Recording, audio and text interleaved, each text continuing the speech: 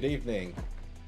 Welcome to another live session from Michael Kiku. This is live session number 221.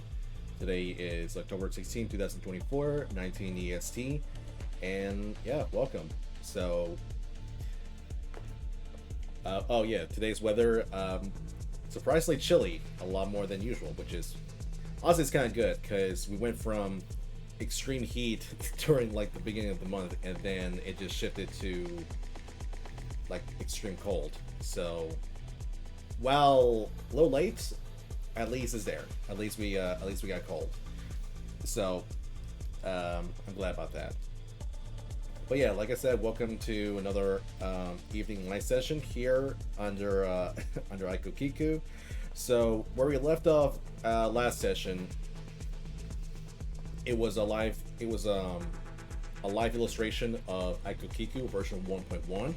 And if you're wondering the progress of it right now, here is actually the progress I've made since the last time we've met. I've finished up the coloring, I've added some shading, and right now I'm focusing on the background. So that's the status of it right now. But yeah, for today, we're actually going to be able to illustrate Oswald Cullen officially. I know that you've been seeing Oswald Cullen for some time, mostly in sketch form, but you never actually seen like him colorized or the official design actually made. So I figured this might be the perfect time for me to actually do it. So we'll do just that. Before we do, we'll just do the usual first greetings to people who just first came in. So we have Intrusive Bannered and Karma Chameleon 425. Hi, Yako. Thank you, Karma Chameleon, 425. Okay. When it comes to any sort of updates or things that's been going on, honestly, there isn't like anything, any like sort of crazy updates happening. I have been periodically trying to upload all my previous archived live sessions that I've made. It's been slow progress, but it's getting there.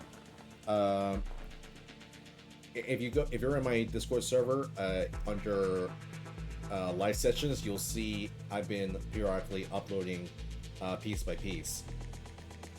But one of these days, I'm going to spend like a day on actually trying to get everything all at once. So that'll be the goal. But until then, I apologize for the slight delay in that part. But besides that, things have been going pretty smooth sailing. I've been able to get a good amount of prompts done from illustrations, some of that.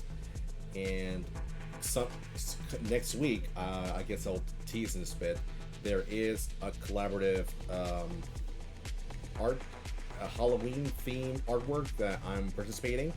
So look out for that. I'm not sure if I'll be live streaming that part, but I will show it once it's all completed. So that's something to look forward to. It's gonna be, like I said, it's a Halloween themed collaborative art thing that I'm participating. So that I'm looking forward to next week. All right, with all out of the way, I'll do the usual routine, usual procedure that I go through it on every live session. So here in this live sessions, I will spend an hour drawing, which I call rounds, and after 16 minutes we'll have a 15-minute break, and I'll keep on repeating until I feel like I have enough. Simple as that. Now, when it comes to today, the plan is this: for the first hour, we're gonna do like a bit of a warm-up. So with that hour, I want to keep on working on this thing. I want to keep on working in the background and just see how far I can go with this thing. And with the remaining time, I will get back to Oswald. So that will be the plan. I'm not sure if I can do this. Let me see if I can. I know this could be like a little bit. Let's see. Oh yeah. Okay. So Euro style, and we'll just say, yeah, a little bit. I know it's like a little bit unprofessional at this time, but just wanted to have this up as soon as I can.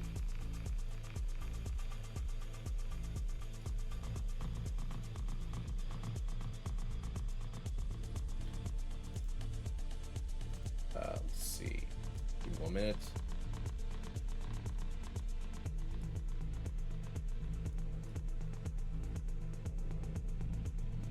There we go.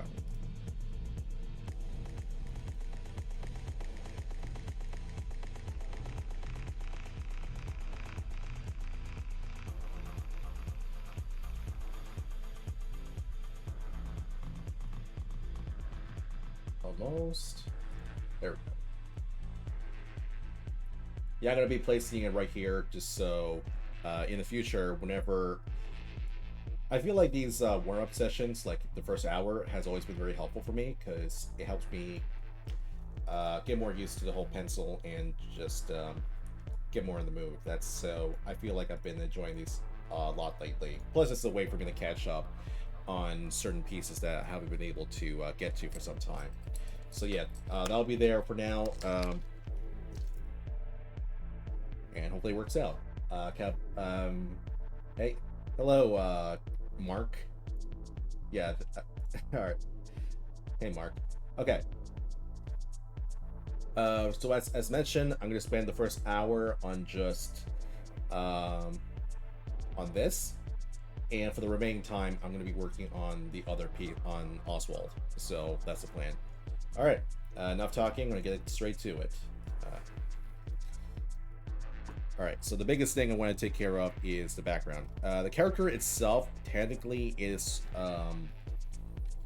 all good to go, I guess. Maybe there's some pieces that I kind of missed, so let me take care of those. Huh.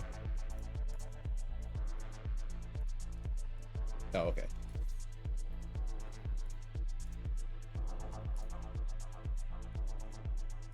There we go. You know what? Let's see. I do want to keep on working with the shading of this thing, so might as well take care of that for now before I do anything else. Okay, and let's have this to 50.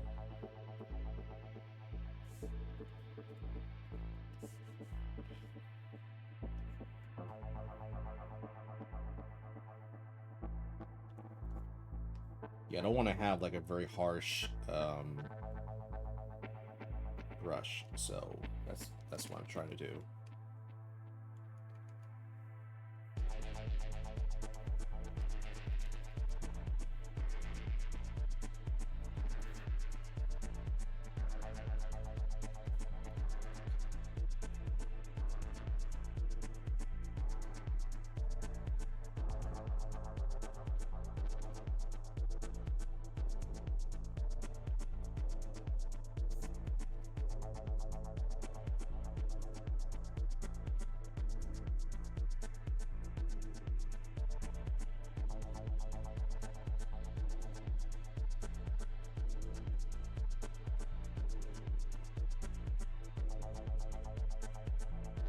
Yeah, I figure I might as well take care of this part first.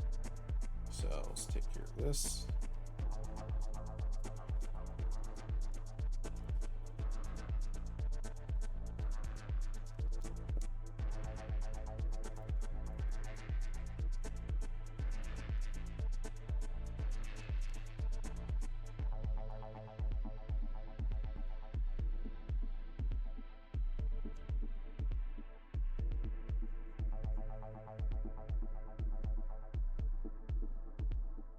Let's add a bit more of a shadow right here, and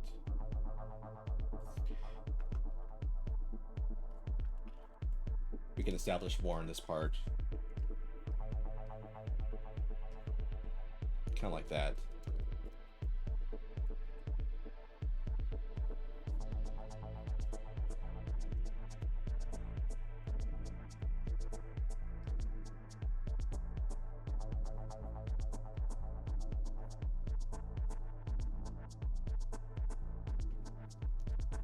And up here, let's fix this up so it doesn't look too awkward.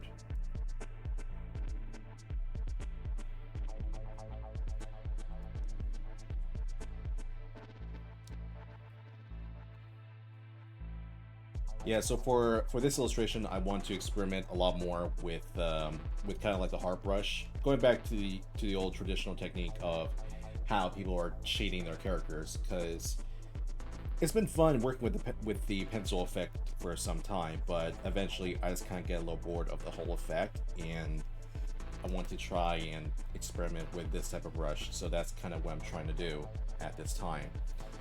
So far, it's kind of working. I'm liking the effect a lot more compared to the pencil. Maybe one day maybe I might return to the pencil because I like that sort of like gritty and that sort of handmade effect, which is something I enjoy. However, I just need to learn more about. I just need to go back to this route and just see how the whole flow goes. Let's say. So that's kind of the idea. So we'll just do that. Oh yeah, I figured might as well just take care of this part. So.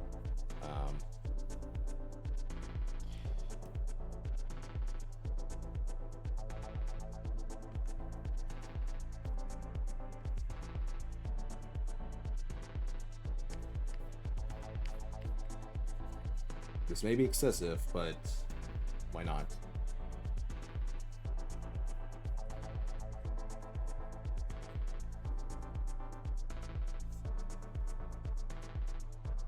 Cool.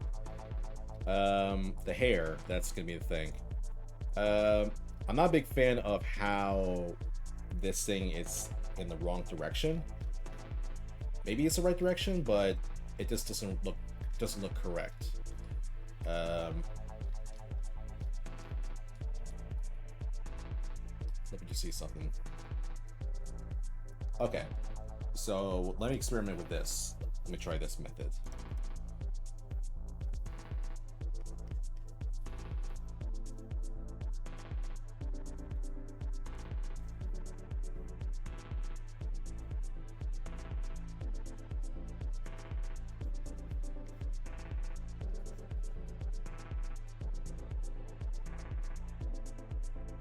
So we're gonna do on both sides, one on the left side and right side. Yeah, before I tended to just simply throw in a gradient on the hair as a reflection, as just to simulate light.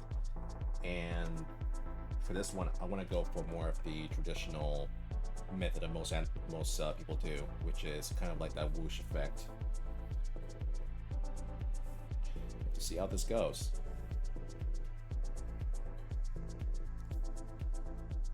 I might also increase the light of this because it just feels rather too weak.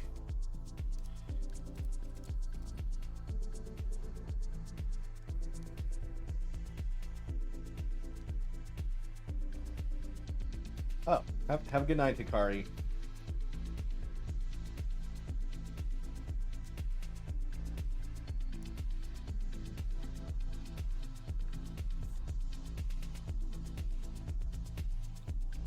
Let's take care of this part.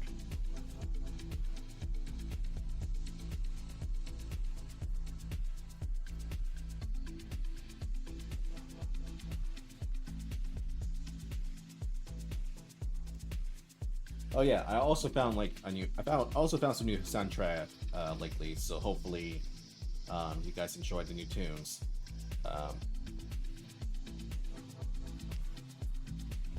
I've realized when I was uploading all my archive streams, I have played a good amount of copyrighted songs from Kisalfstein to some artists here and there. And while that's been fun, while it has been fun, unfortunately, it has been giving me a lot more headache than it helps. Some songs, I mean, for the most part, I seem to have good luck when it comes to uploading them on YouTube without any problems. Because I really don't care if they don't make any money at all. Like, that's not the main point of uploading them. But there were some I had trouble where I ended up having to manually adjust the soundtrack on the streams on YouTube because some of them are outright like you cannot play them at all on the platform, which is a little bit irritating, but I just have to work around on that part. But Hey, Aiko, I just hang around for a little while and listen. I'll just hang around a little and... Oh, cool. I appreciate that. I appreciate that, Banner.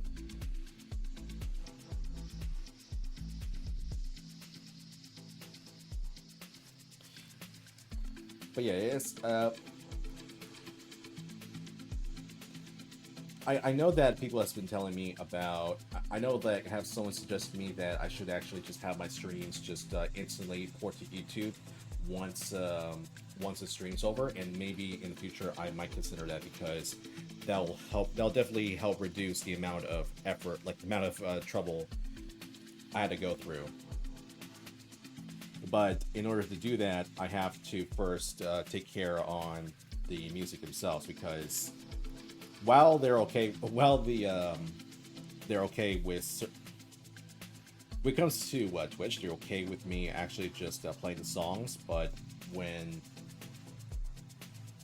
it's actually converted, when it's converted to a VOD, there are cases where it'll just be, the sections of videos will be muted entirely. So that's something I have to be careful of.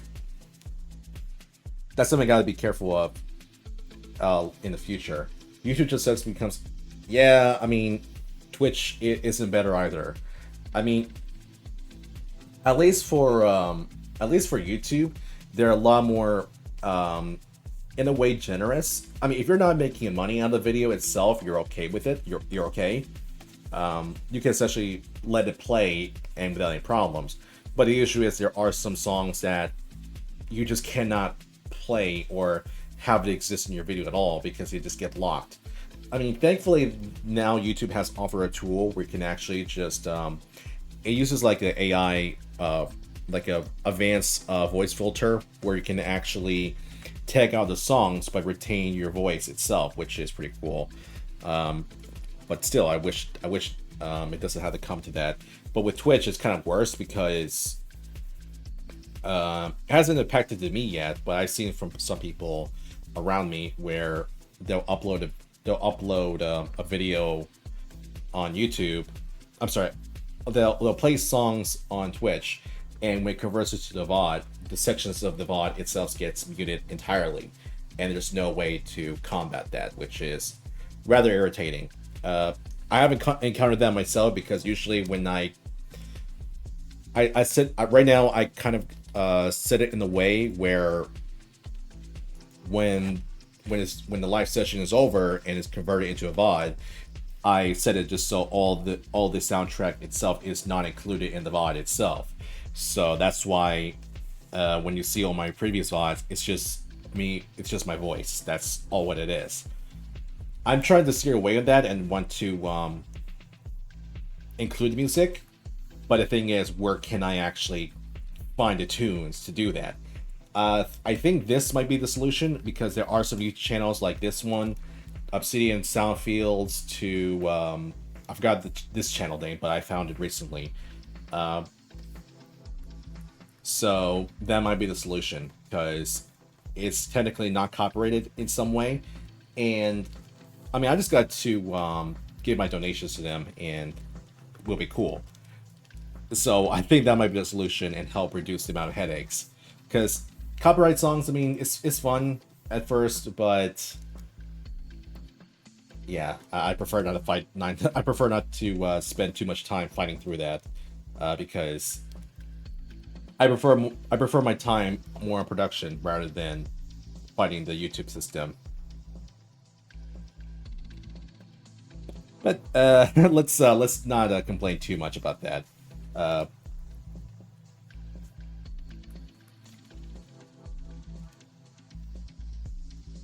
I mean, I would say I've been finding good luck on finding good tunes lately, so hopefully it works out.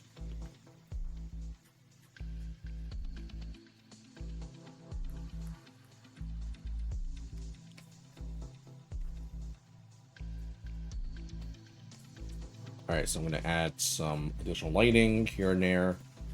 Let me crank this up and see how it looks if I maximize the brightness of this thing. So I'm going to do that and too excessive, and let's go 20%. I feel like it might be a little too excessive, but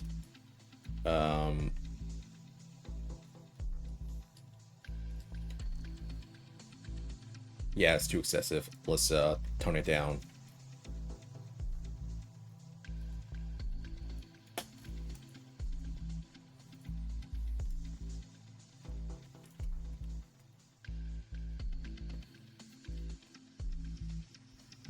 And with this, let's desaturate the colors a bit, because what I want to do for this illustration is I want to have a bit more of like a muted color tone, not very saturated at all. I want to experiment a lot more with muted and like very basic colors with my pieces, because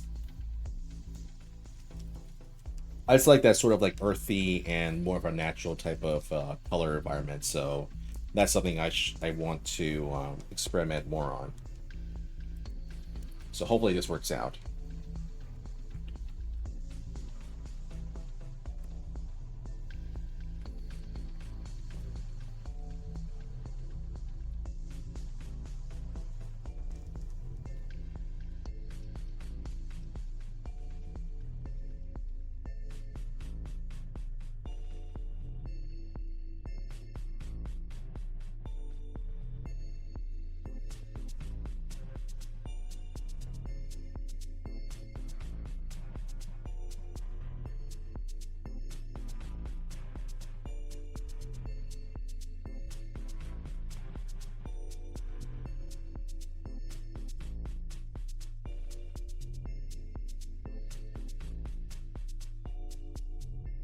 Alright, so we got that. Let's give it like a soft end to it.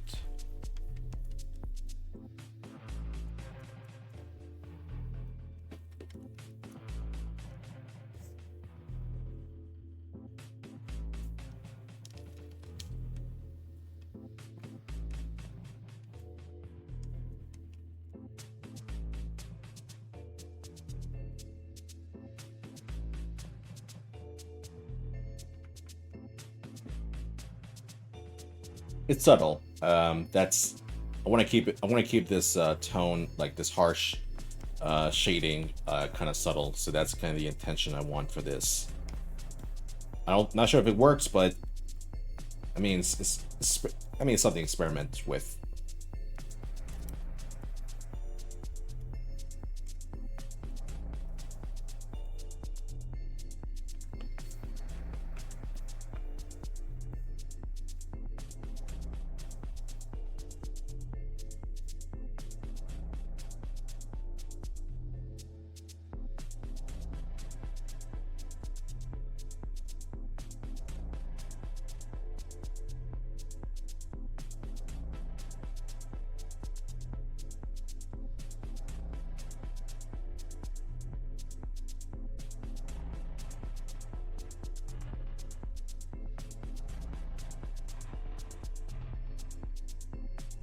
More that most people they tend to have like just simply one shading and one highlight and just call it a day.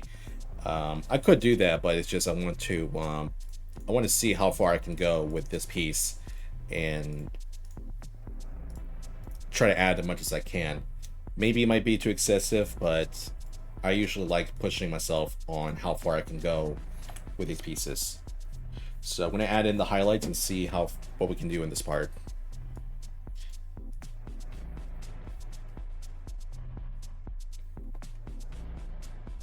Yeah, it's too harsh.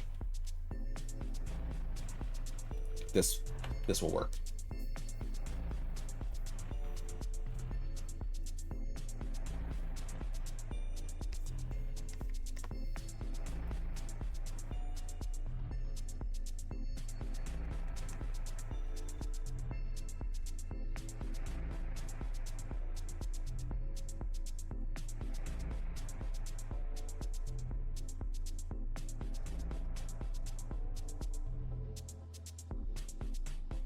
Let's do that, and let's get rid of the shadow. So there we go.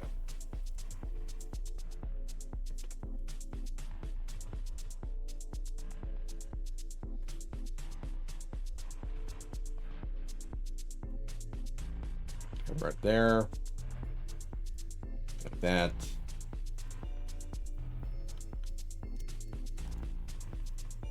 Heyo, it's the boy. It's the boy here. Yeah. So we're getting. So yeah, today is the illustration of Oswald Cullen. Here it is right here. Whoa. Here we go. We will get to him. Right now, this is just a warm up at this time for the first hour.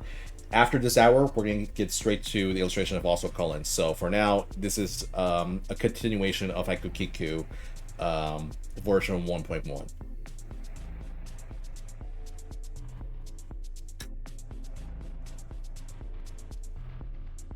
But don't worry, I will. Don't worry, little Ozzy will be made. Will be drawn. Just be patient, and we'll get straight to it. But yeah, well, welcome Drift Loud for stopping by.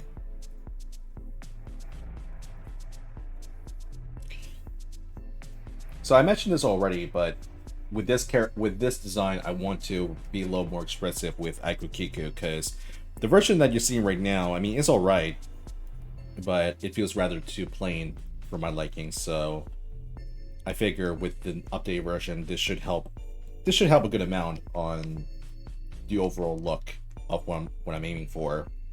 Maybe it might work, maybe it might not, but it's all about experimenting here.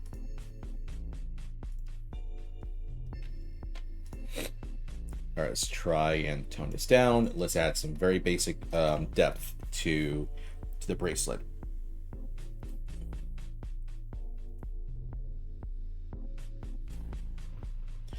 I think during the behind the scenes, I can share a bit like some pieces that led to the design of this, because funnily enough, some of these pieces I do happen to own myself, and I figured just paying tribute to those things.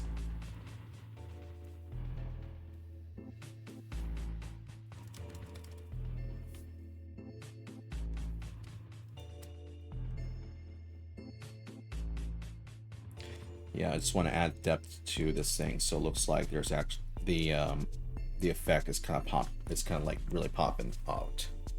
And let's put this in the back. There we go.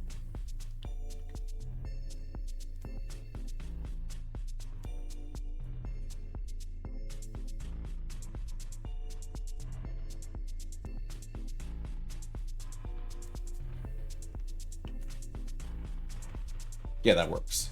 Okay. I'm going to take care of the highlight of the shorts. Let's get that thing down.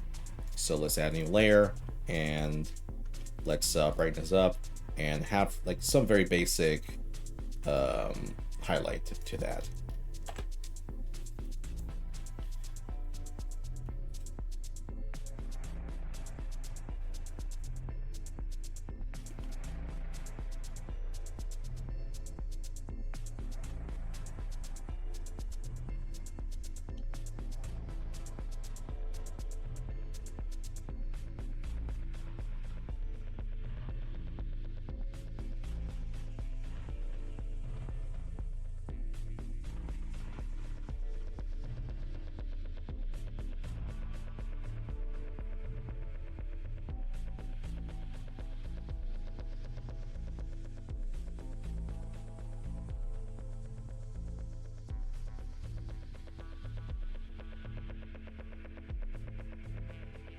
I remember a while back, I used to go to this place up in New Jersey, like up in North Jersey, called Edgewater.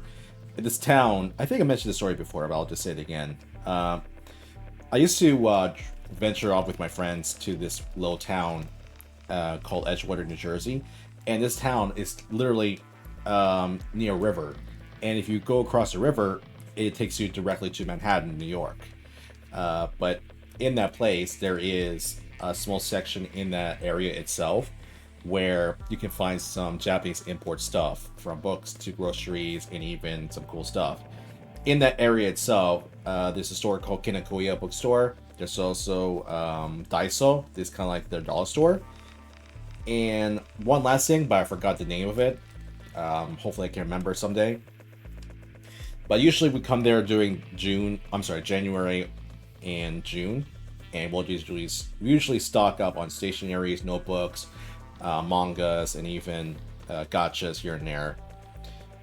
I remember like my first trips, I was so excited by the whole place, and the first thing I did was I bought a bunch of art books from the place. I ended up buying like a couple, one about Blender, one about character design, and one on character clothing. I had them, and I foolishly didn't rate them at all. Um, yeah, it was kind of foolish of me to spend all that money and not using it. However, lately I have been peeking on them for time to time, so my money is not wasted at all. Um, but yeah, I find those kind of very intriguing, especially it is kind of like a genre that I'm trying to aim for. But one thing I want to do in the future, I've done it before, in my first attempt. I want What I've done lately is I've actually tried to manually. I tried to scan the books and have them manually translate each page using Google Translate, just so I can actually understand what the pages were meant. So I managed to scan all 3 books using my iPhone cam, and with that, I've been able to translate it all and compile it all into one PDF. I managed to share it off to some people on another server. However, I didn't like too much of the results that I got because the quality is too poor, and I felt like I could have done a better job. So sometime in the future, I do want to do it again and share it off on my server and go from there. Unfortunately, it might have to result on destroying the books because I have to actually cut the spine and the pages off of it. But if it means having like a better result and allow you guys to actually view it yourself, then I don't see that much of a loss. Because I'd rather have them digitized and have you guys see it rather than being collecting dust in the closet.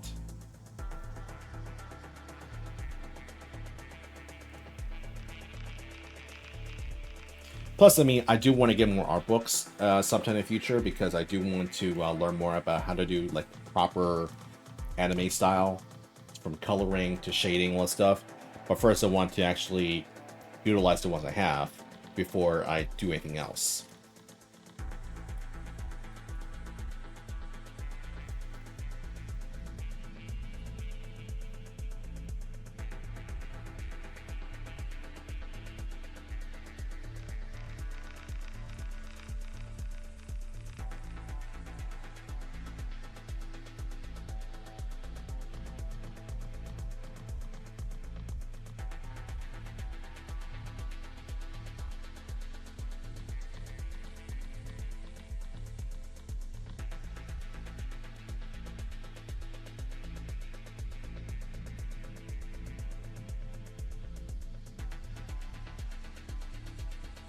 All right, that's taken care of. Let's see how much I can get done with the background.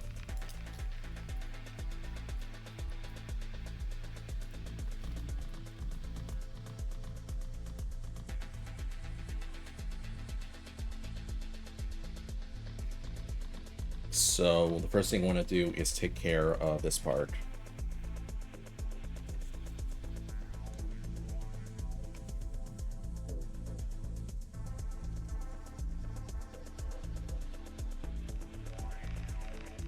So just want to block off the major pieces of this thing from the darkness to all that stuff.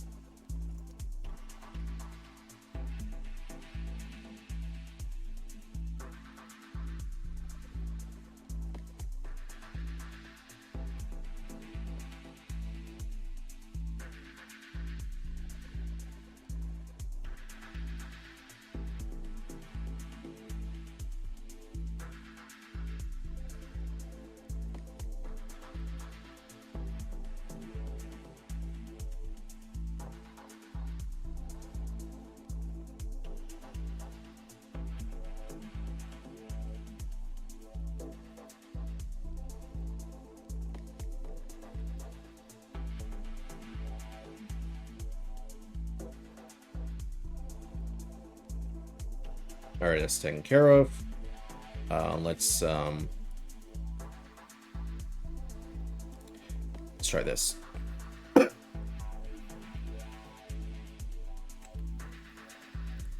Let's add the depth of this and see how far we can go.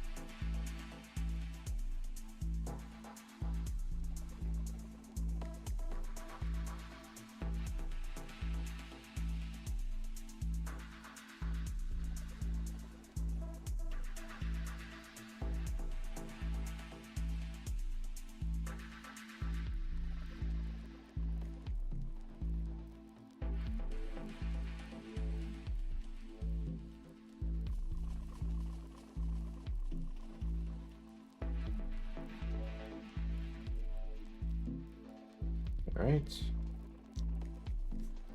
Let's add this piece, add this piece. I figured once we get more of the details of like the moss and all that debris from the rocks, that's where I can actually utilize the pencil tool for the texture. But until then, I want to take care of the blocking of most of the highlight pieces.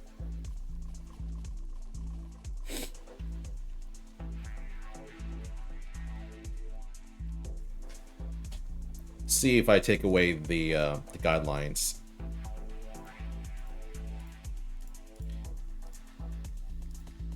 I see. Okay. So with that, I'm going to have to take this, get rid of that, and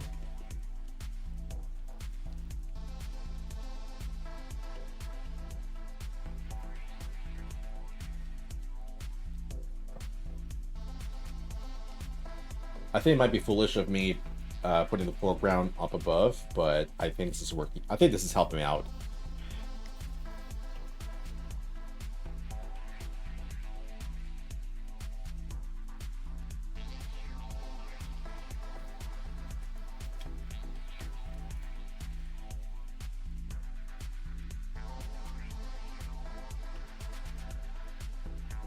Hey, Weemoot, nice to see you here.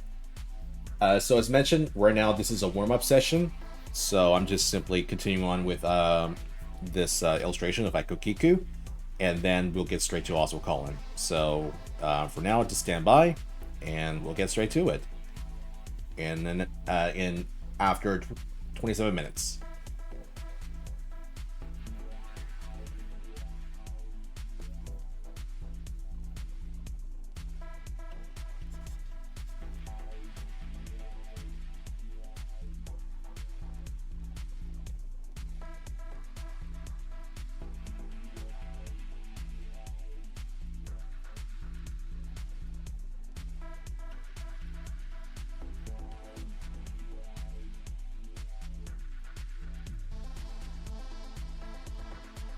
Yeah, I'm noticing some dark spots, so I'm going to include the darkness. Don't want to make it too like pure black, but just enough so I can do this.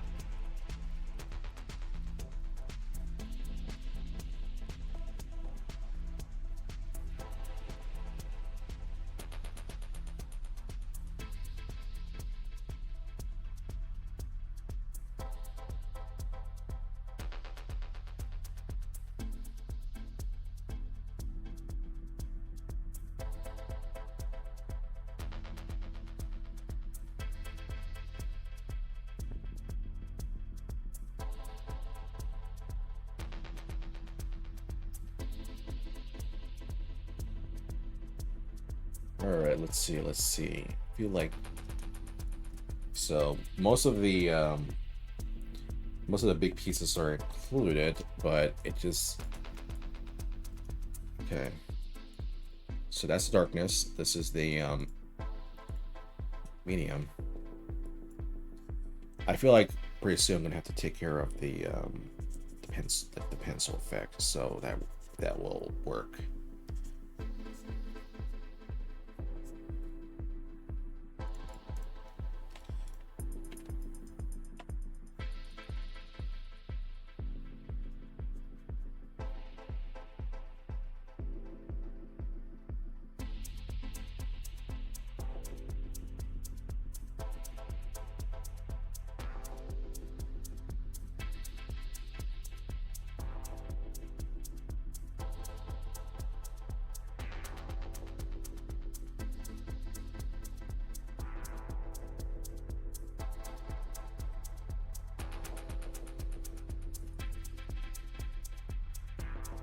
Okay.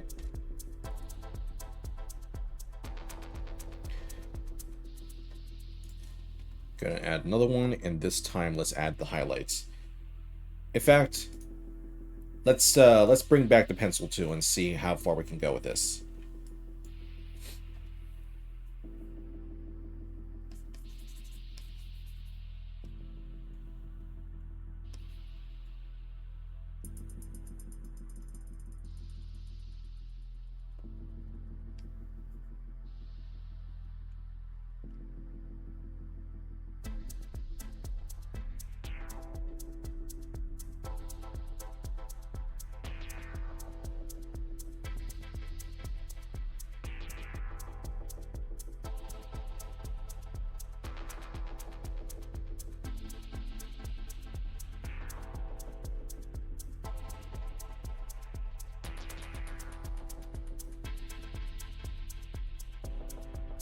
Do that, and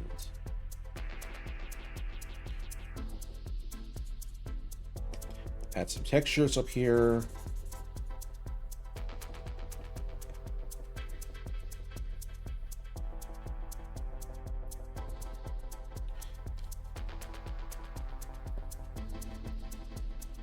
Have it right up there.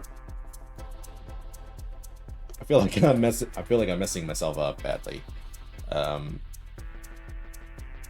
trying to go exactly by the reference image, but I feel like I'm just kind of making my own thing as I go along, which is, I mean, hey, we might make something unique out of this.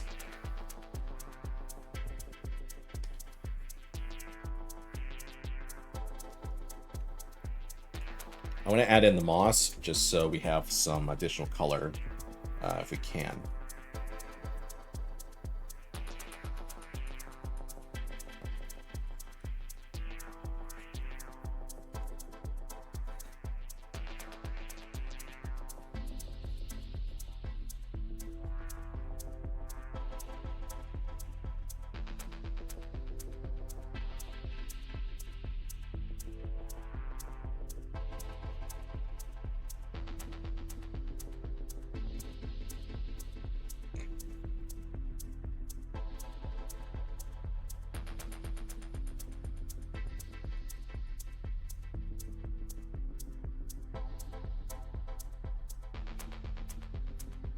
Gonna add some slight color in this, just so like that.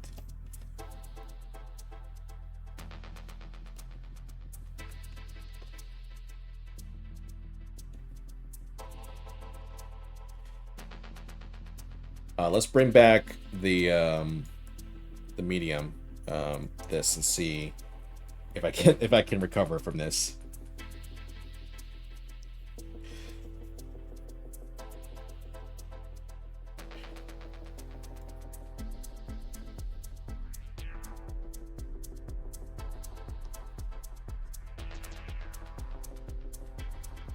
Okay.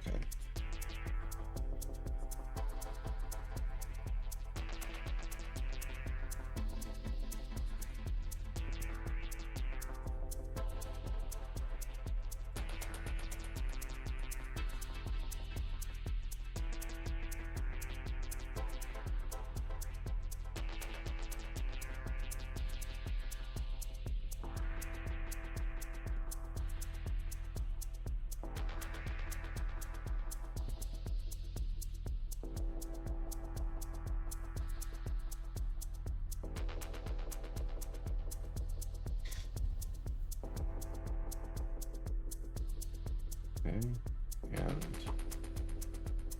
let's thin up the cracks up here.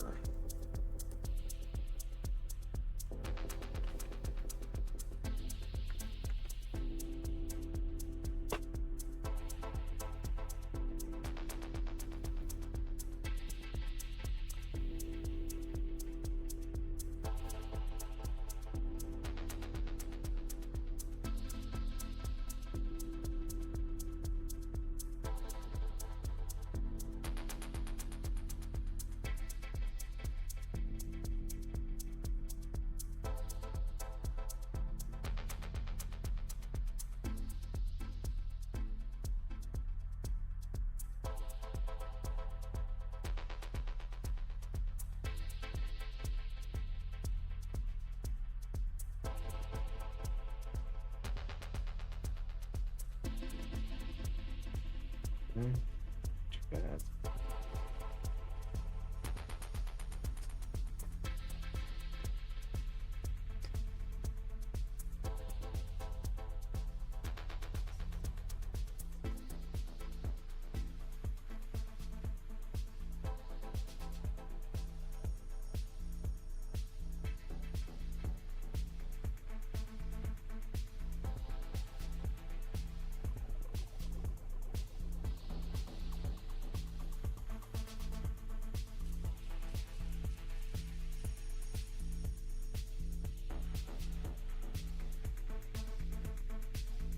Okay, I think I might have messed up bad in this part.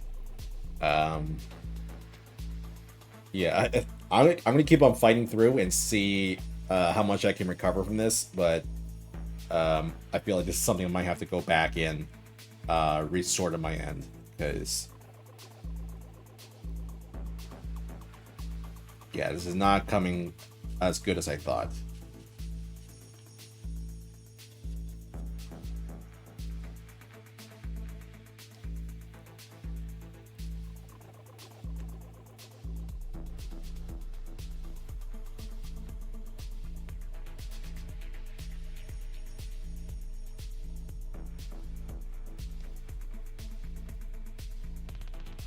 I mean, then again, this is my first time drawing rocks, so I mean, I can't be too hard on myself in this.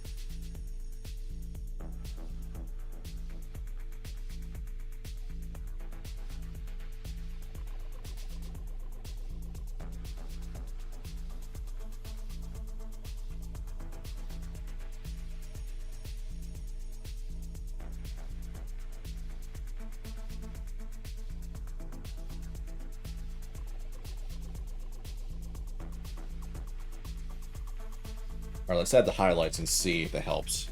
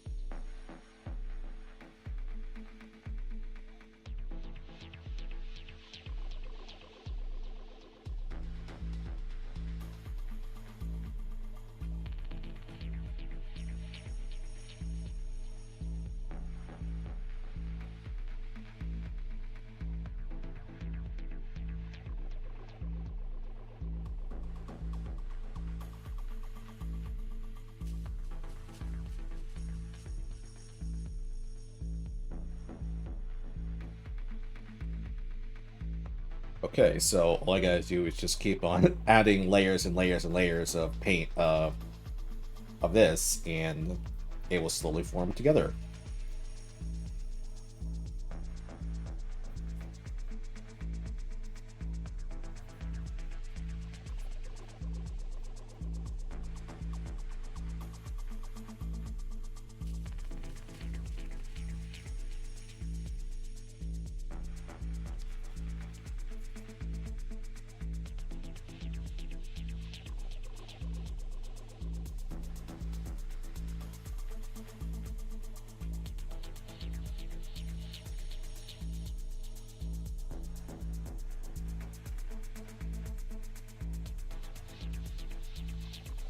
I'm just zooming out and in just to see how well this is coming, like how well this is forming.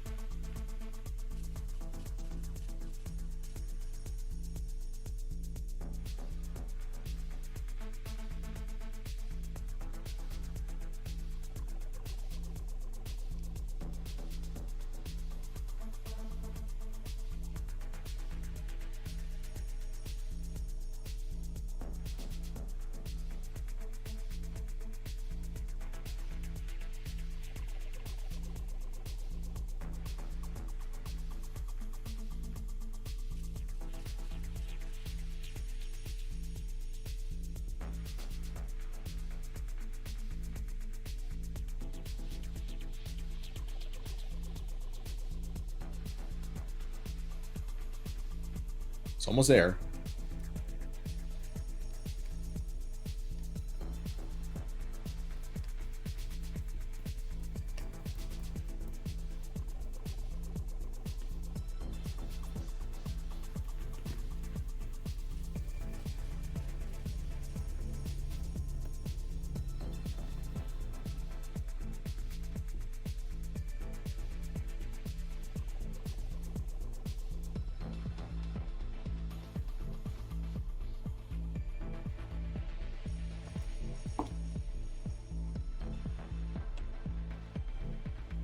All right, let's texture up the foliage a bit.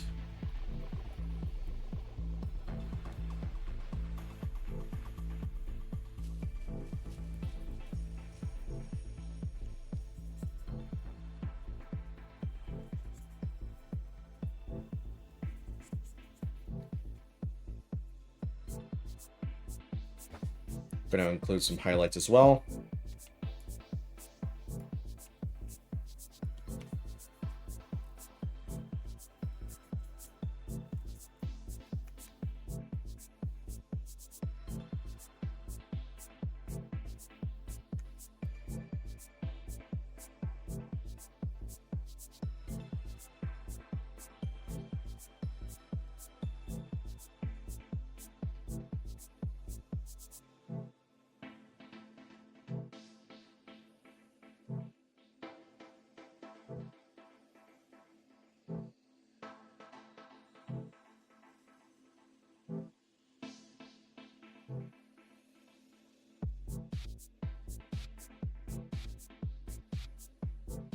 All right, got 10 minutes left. Yeah, it just doesn't feel right. What if I do this? I'm gonna add in this to see if this helps.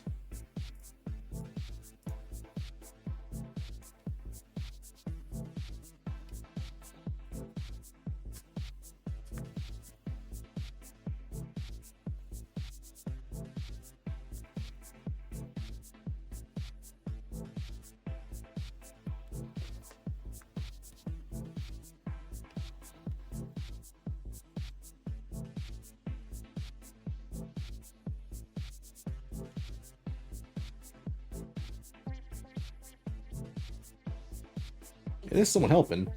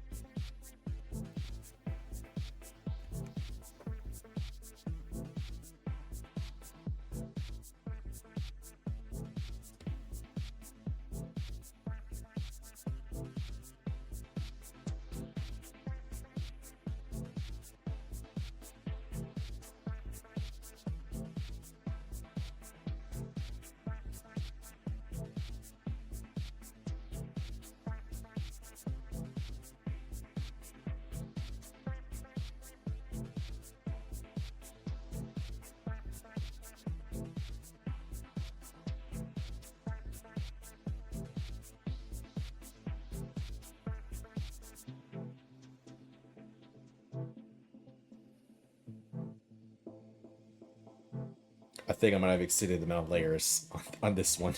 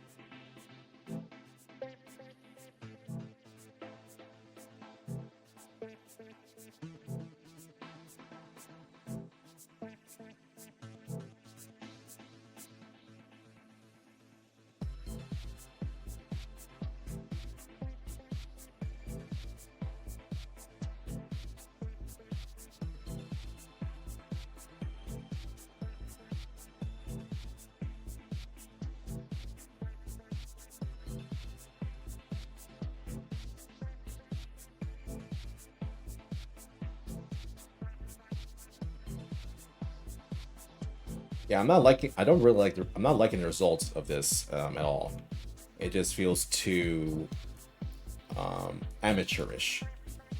So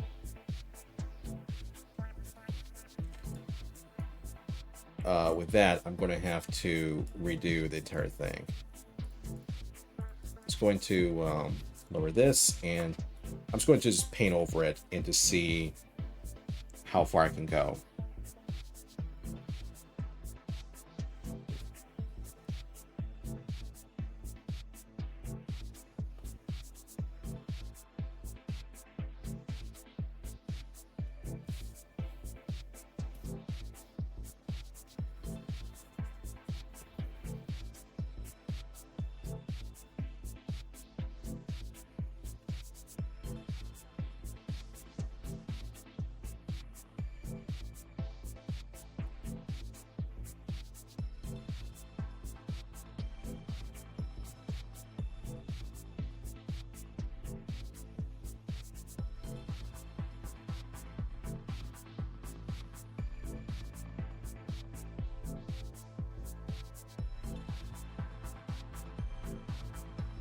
Yeah, I figure for the rest I could just do this.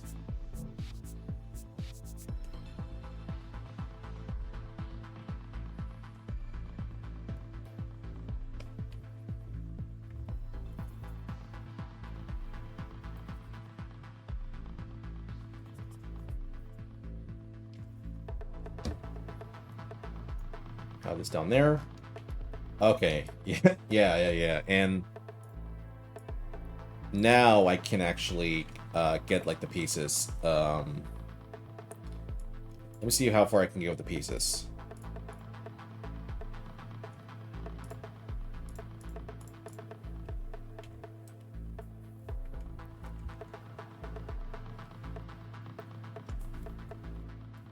Got 5 minutes left, so yeah.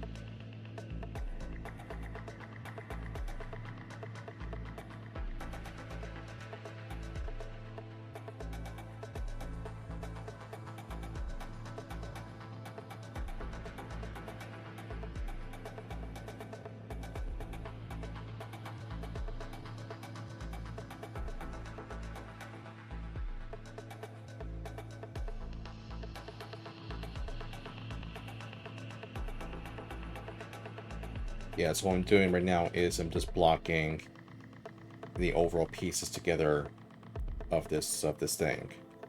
Um,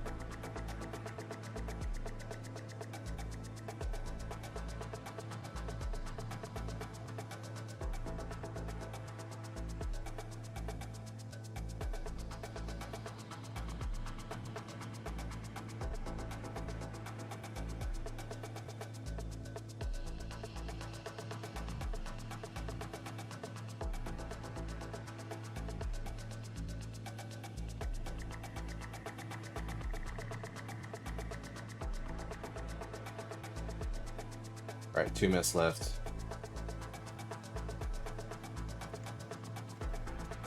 Let's bring this back.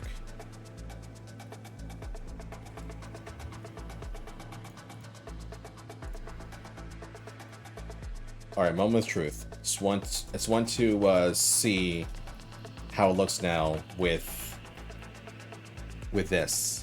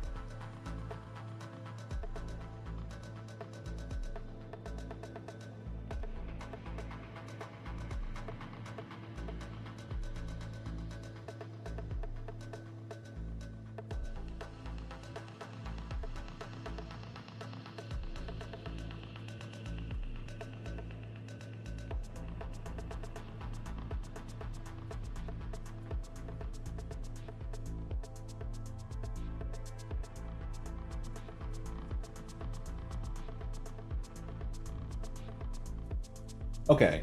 I'm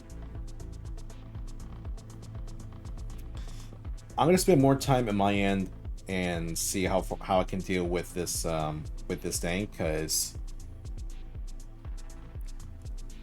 I mean, it definitely, the background is definitely gonna be a challenge, because I never had to deal with this sort of detail on rocks for a while. Well, at all. So I might have to take my time and just see what I can do to make this work. I mean, I'm hoping later on I'll be able to get this sorted out, but until then, I mean, this is what we have so far. I mean, the character itself is done. Well, technically done. It's just this part this could be the most frustrating part, because I have to do this without using the pencil tool, so I want to see how far I can go with that. But yeah, that's right now the progress for now. Until then, I'll just do the usual timer, just for a quick break, and just see. And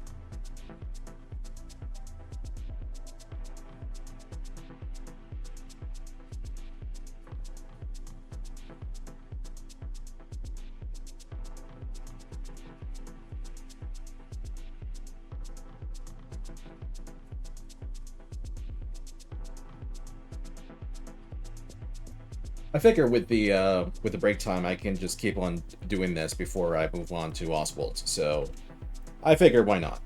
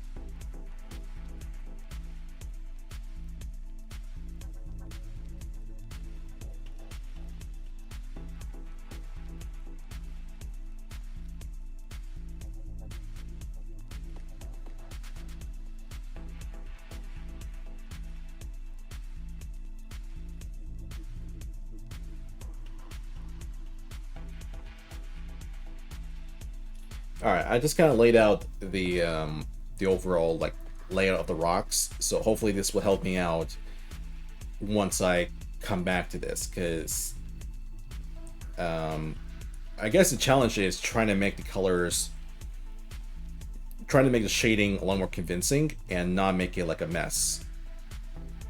So that's gonna be a bit of a challenge on my end, but I'll see what I can do in that part. I'll be right back.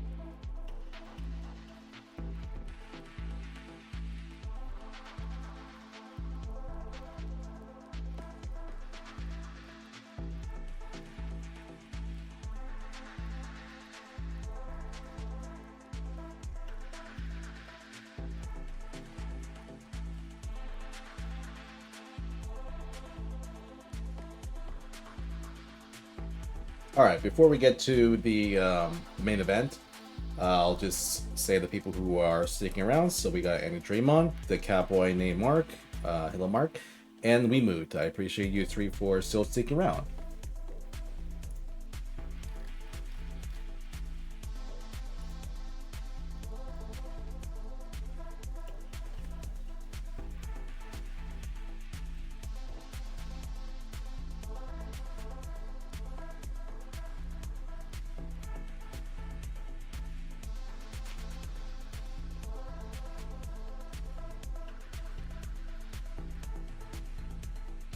Yeah, it's just with this. I was originally going for more of kind of, let's see.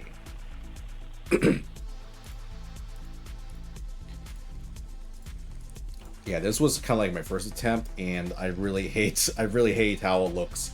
It just looks way too amateurish, so I kind of reverted to this. I mean, I feel like, again, this is gonna be my first time doing like making rocks in this type of style, so might be challenging, but it's worth trying out. So hopefully it works out. Again, I just have to just take my time and see what I can do on my end. So there's that.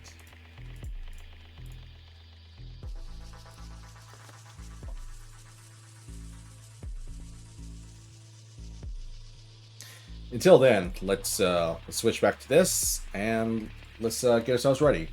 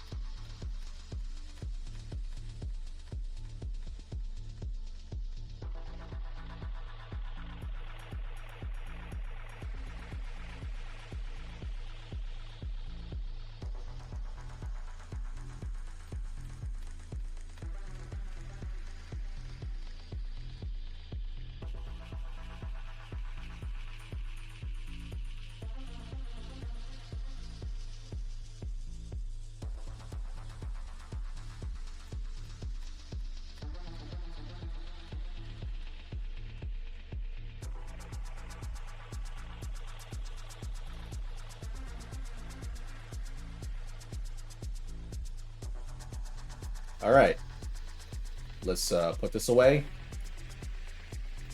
All right, this is now the main thing. Okay, for this hour, I'm going to, of course, make the line art of Oswald Cullen. I have a good feeling there might be some elements that I need to change up, but for now, I'm focused on just getting this lined out, and with the remaining time that I have, I'm going to make some adjustments around character things that I found that needs to be fixed. So that'll be the plan. All right, let's go put this away, and all right, let's get to it.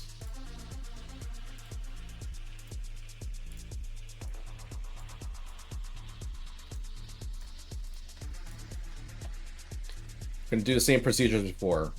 Gonna do this.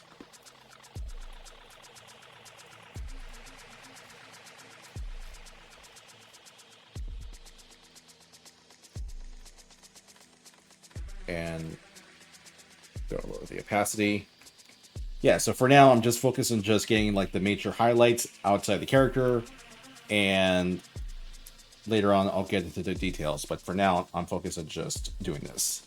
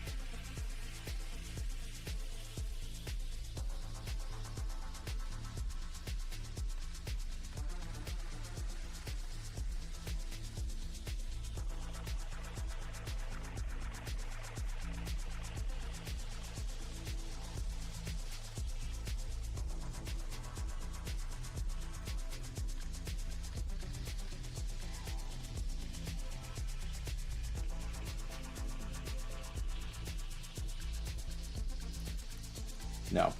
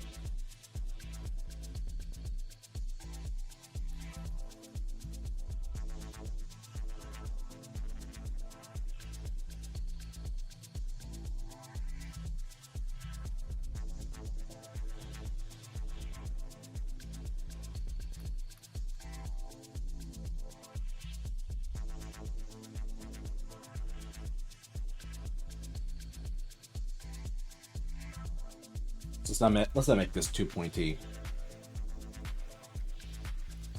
Yeah, like that.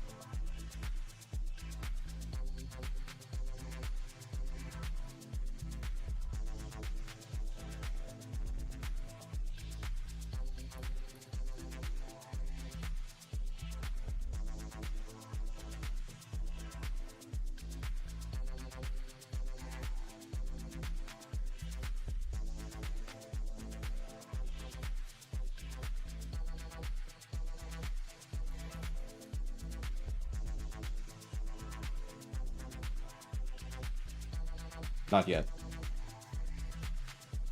Want to take care of the hat. That's kind of important.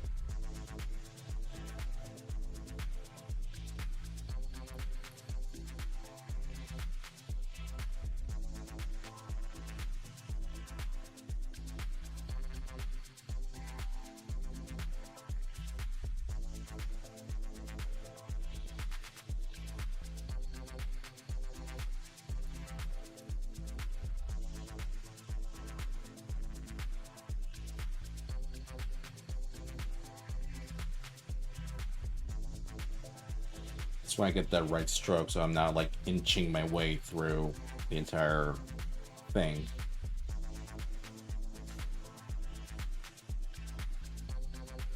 Yeah, kind of like that.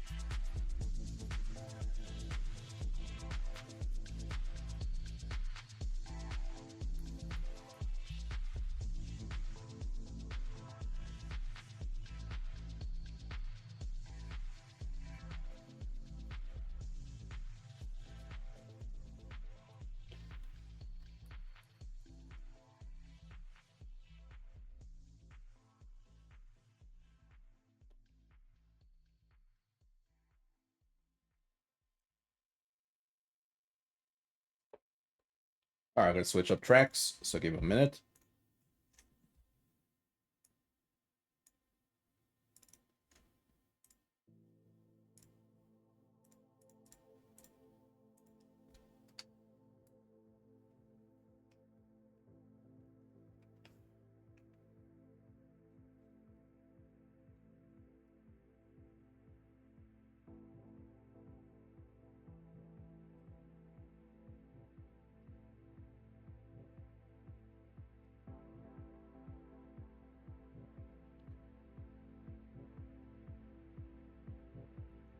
One thing I'm gonna do different with this once I get a line art for the rest of him is the hair. Might have a less detail because I've experimented with like extremely detailed hair before, like a lot of prickly things like left and right, and it was alright, but I didn't like the results of what I'm getting, so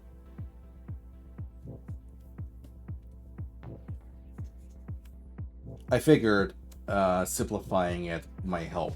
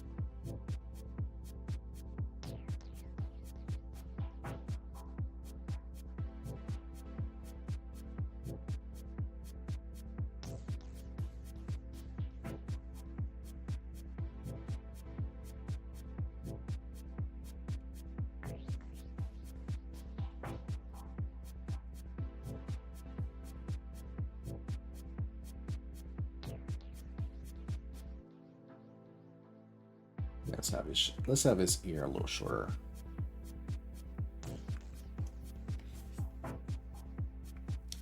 No, actually gonna do this method. I feel like his ear might be too big, but we'll see when we get let's see later on.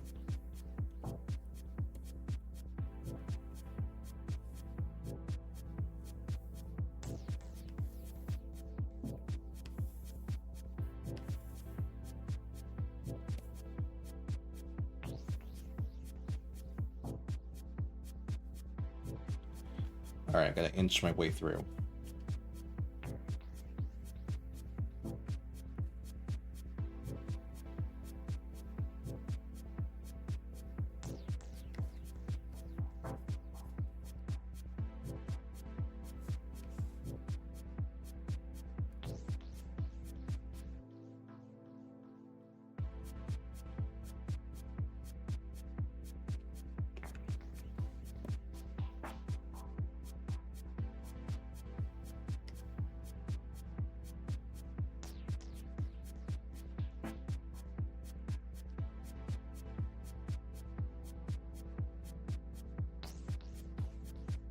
Hang on.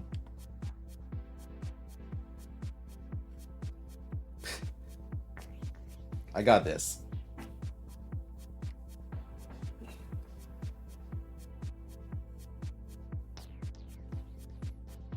All right.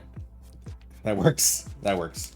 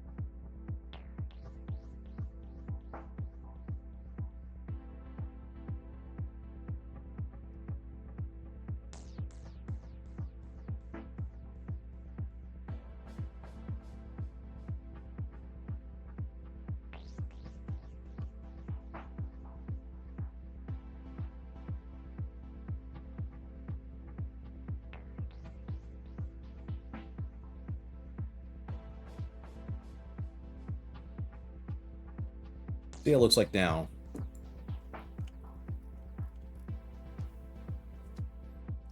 All right. It's coming together somewhat.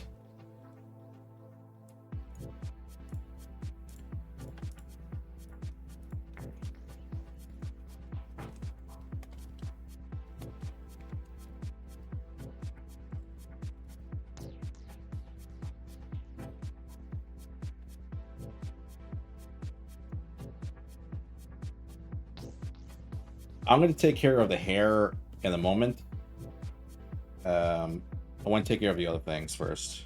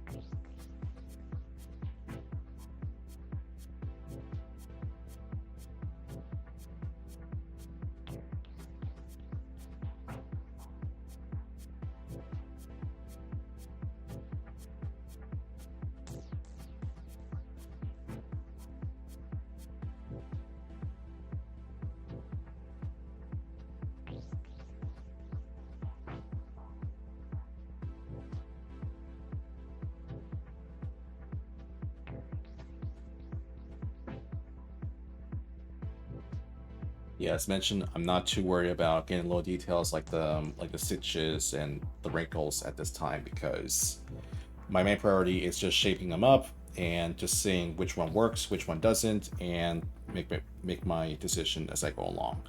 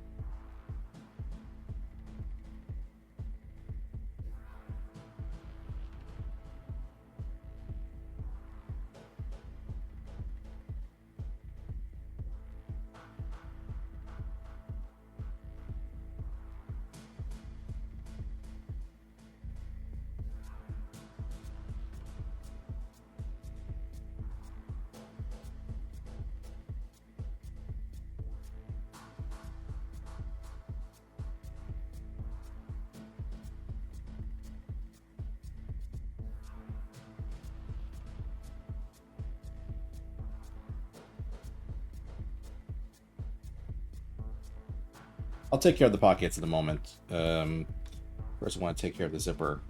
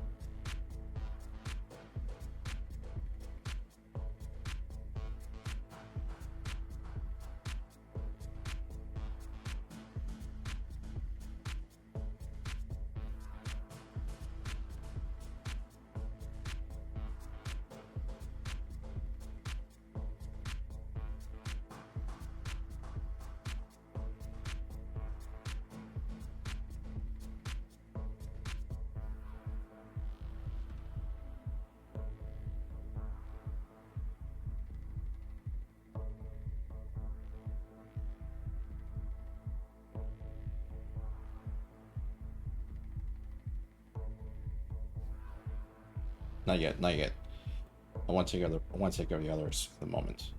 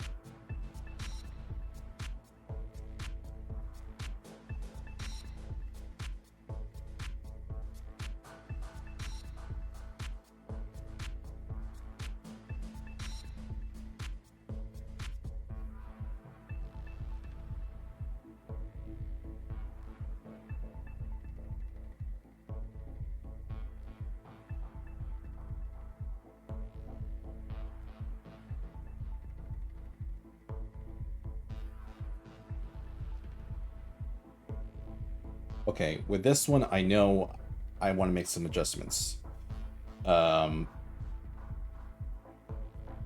Just inch my way down, and let's take care of this first.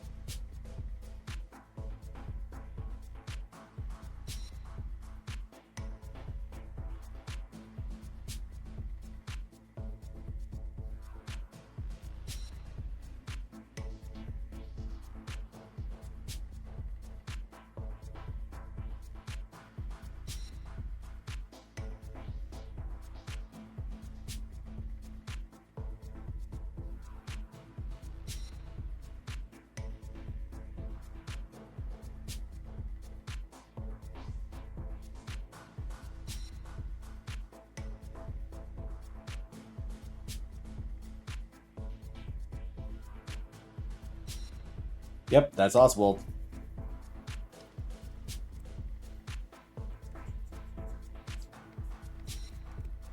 Actually, let's see how he's looking so far. A little bit wobbly. Yeah, definitely wobbly.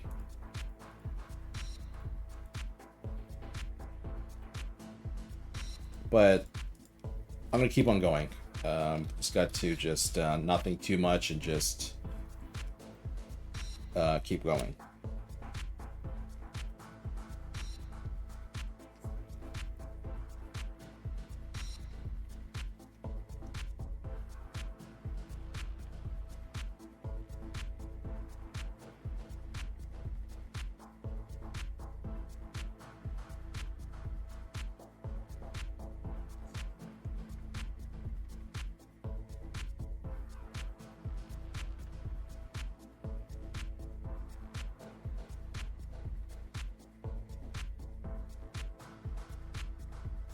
I think one thing I'm quite happy is I managed to pick up speed with this.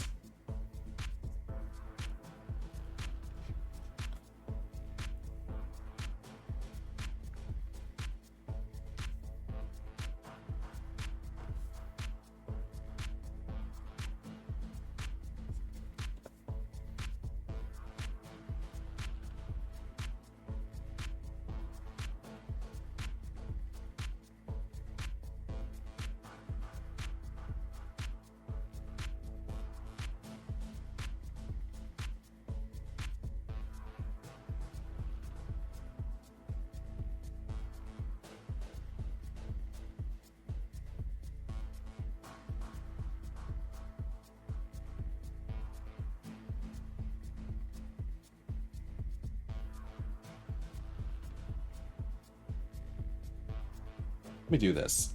Let me turn this around.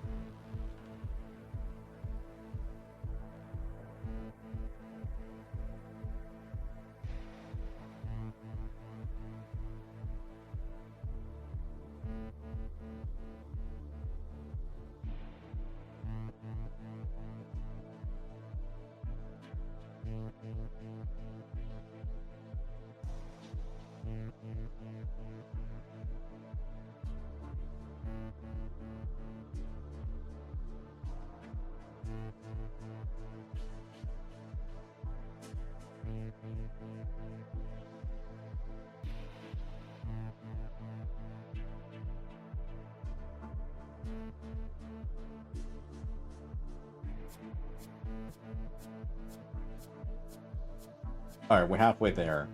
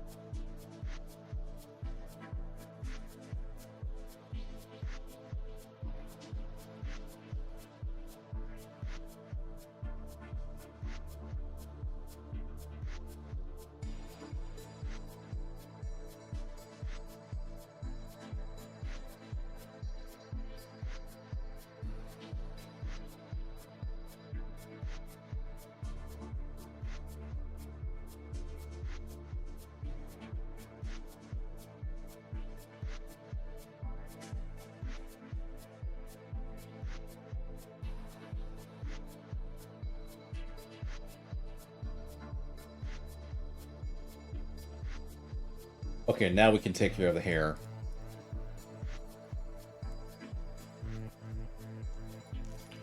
The one thing I want to do different is this hairstyle is like all over the place, and I want to try and simplify it. So let me try and do that.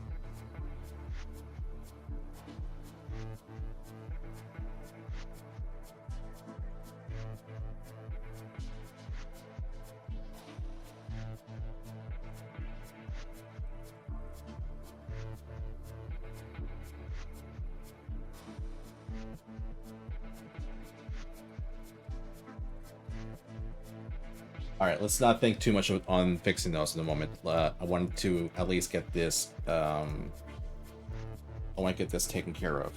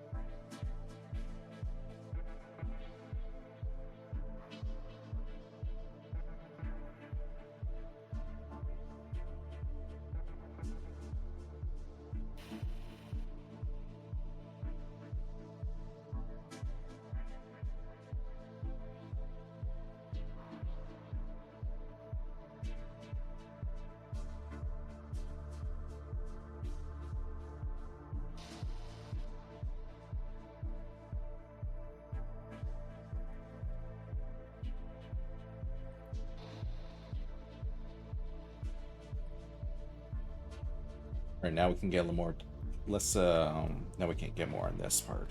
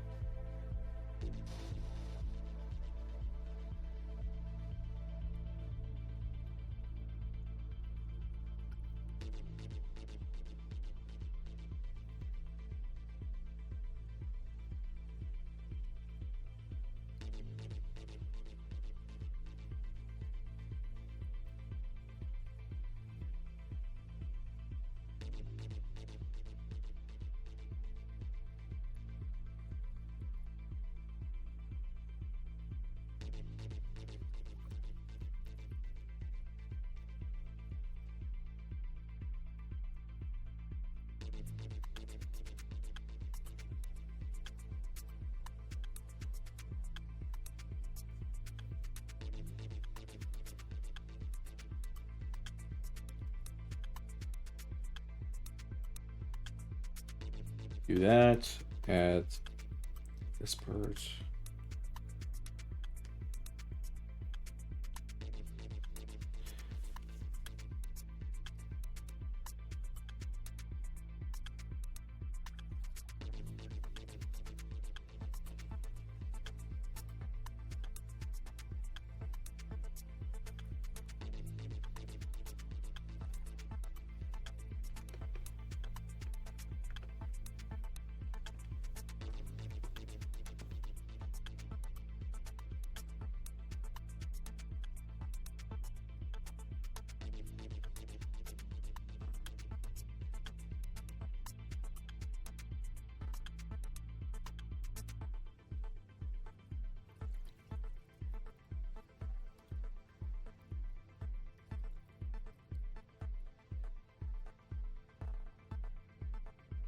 Okay, so here we can add a slight curve.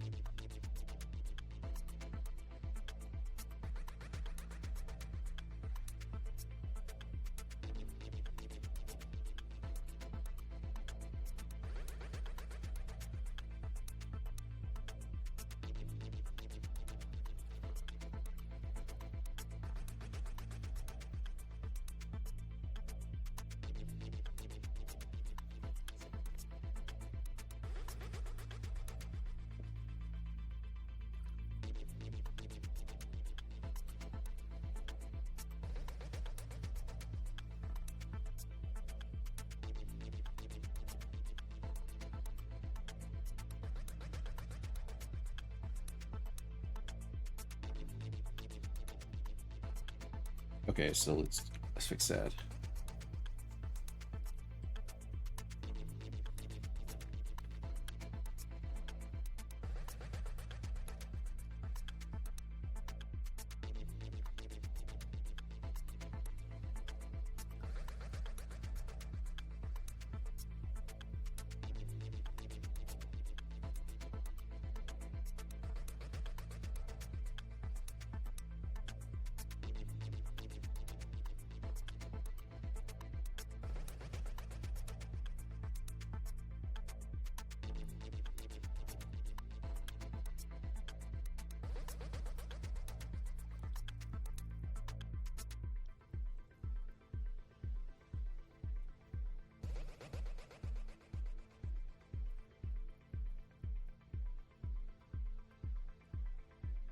Okay.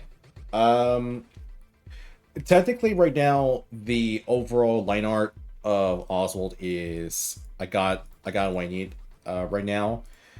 Um, with the remaining time that I have, I want to go back and fix up some elements of him because I'm noticing some slight errors with this. So I'm going to make those adjustments right now.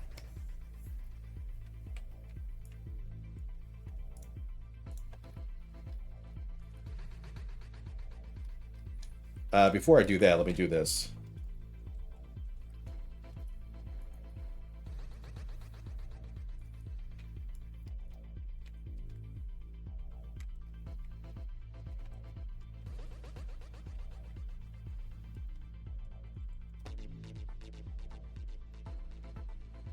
All right, and here now I can make the adjustments.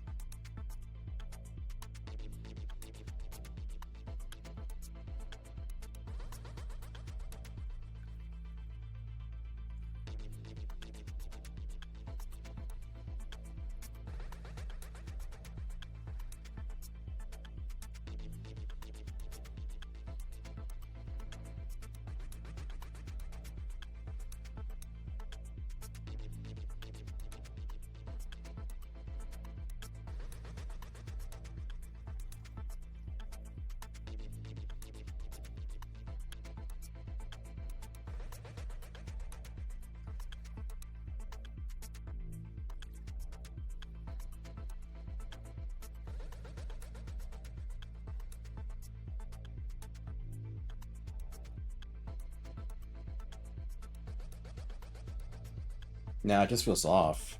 Um,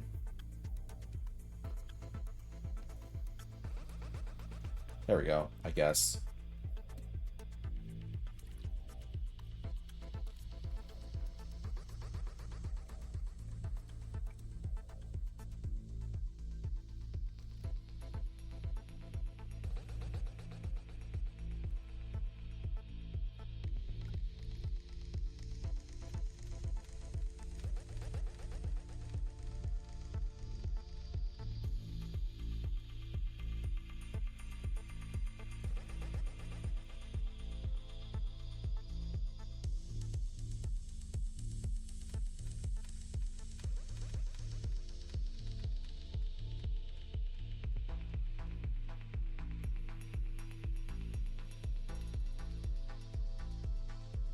And we can do this.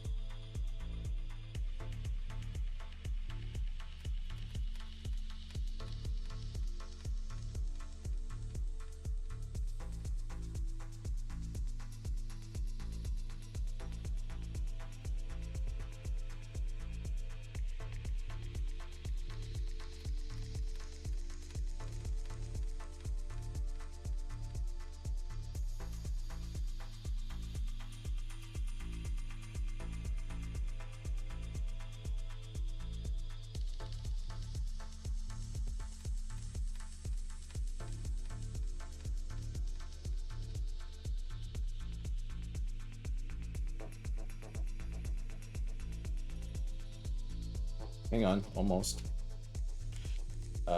Just want to add like a reasonable amount of like creases on this.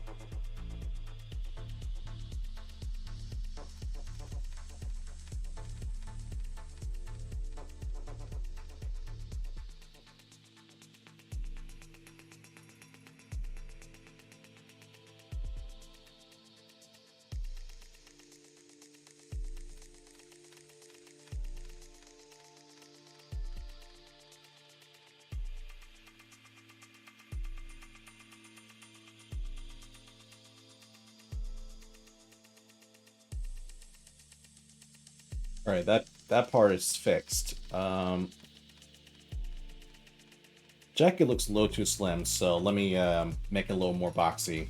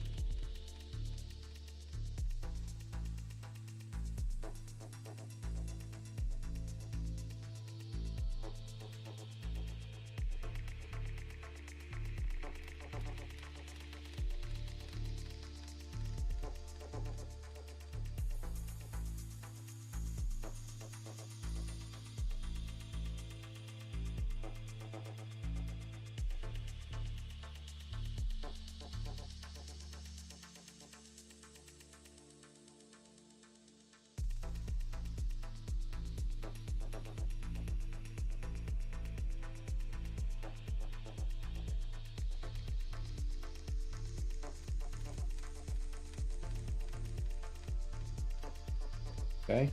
Let me fix this.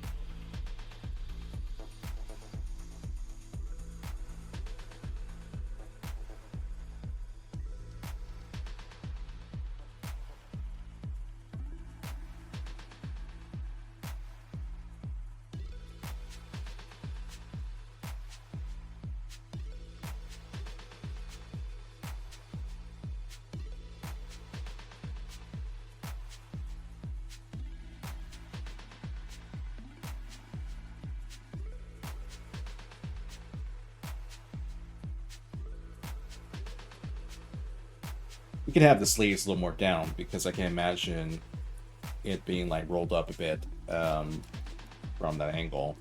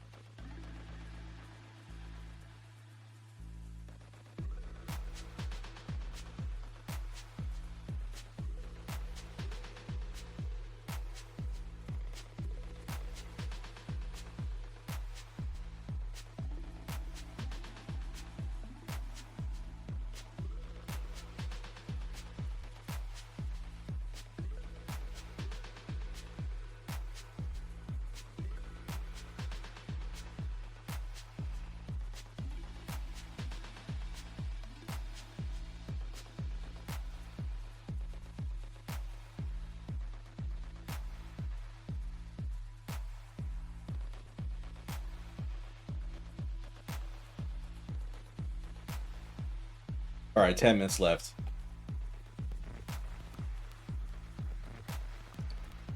Let's fix this part.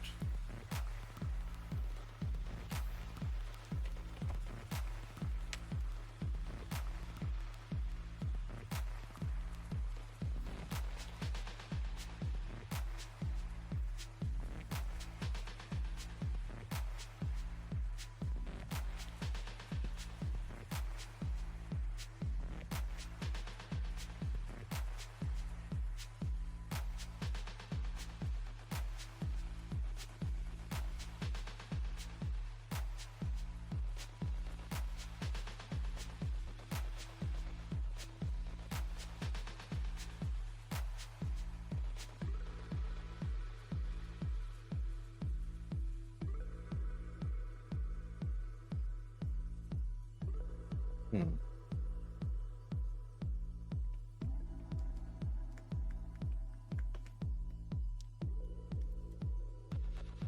What if I reduce this and just...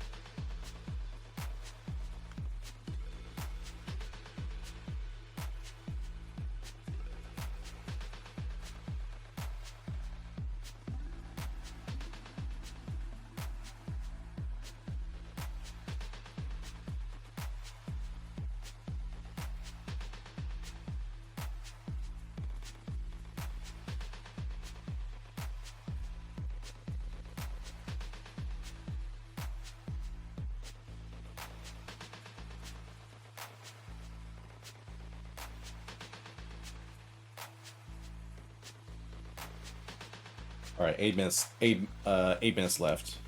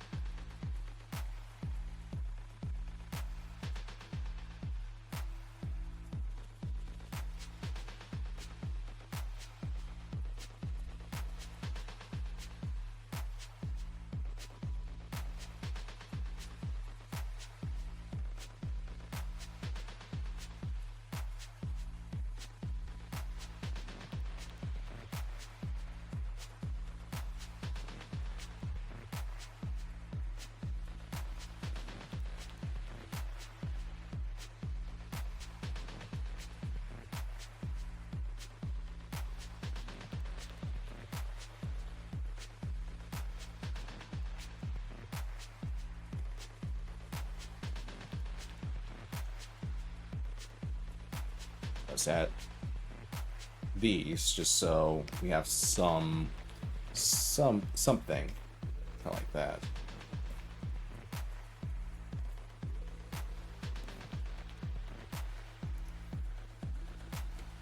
Let me compare it to the before.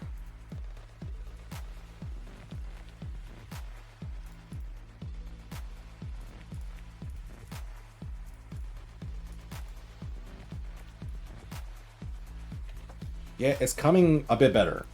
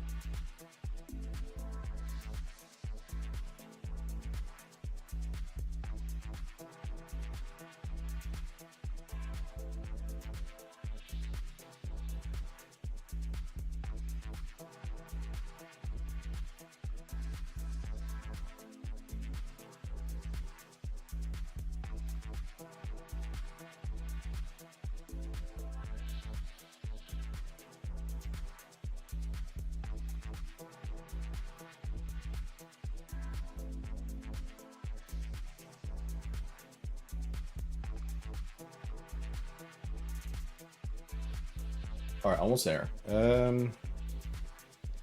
Yeah, with the last 4 minutes, I want to see what else I can fix up.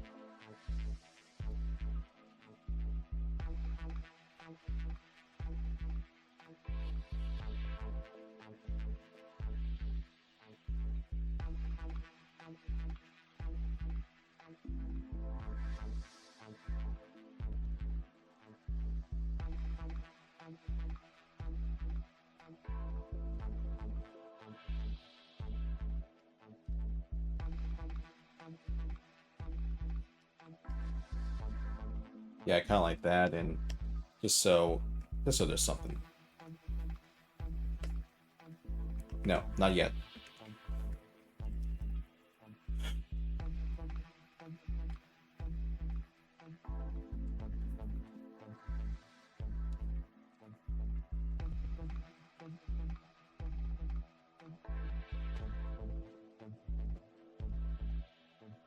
Let me take care of the mouth.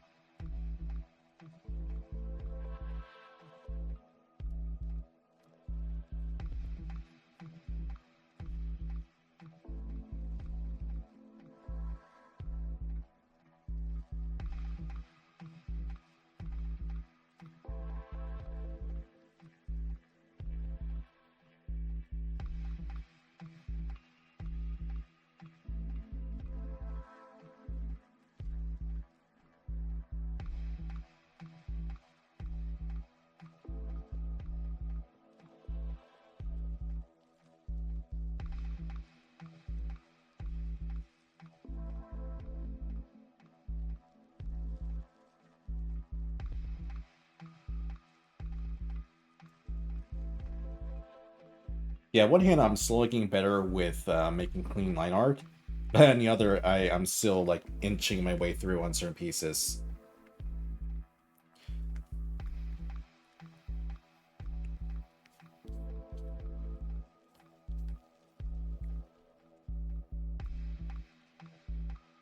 Okay.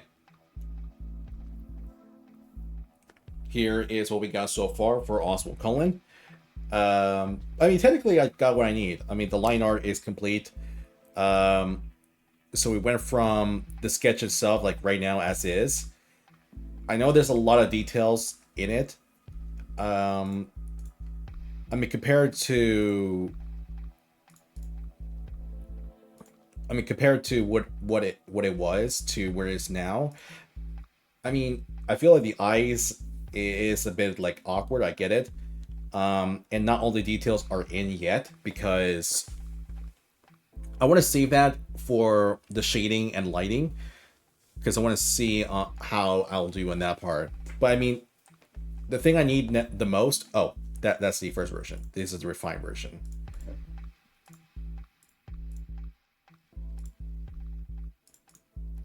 Yeah, this is version 1, and here's the update.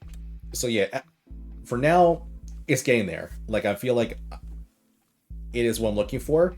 So what I'm going to do is just going to just reflect, take my time on it, and to see what else I can add. But until then, I'm going to, as always, is do my break. I'm going to grab something quick to eat, and I'll be right back. But for now, just stay tuned. I feel like it is slowly coming together. So I'll be right back.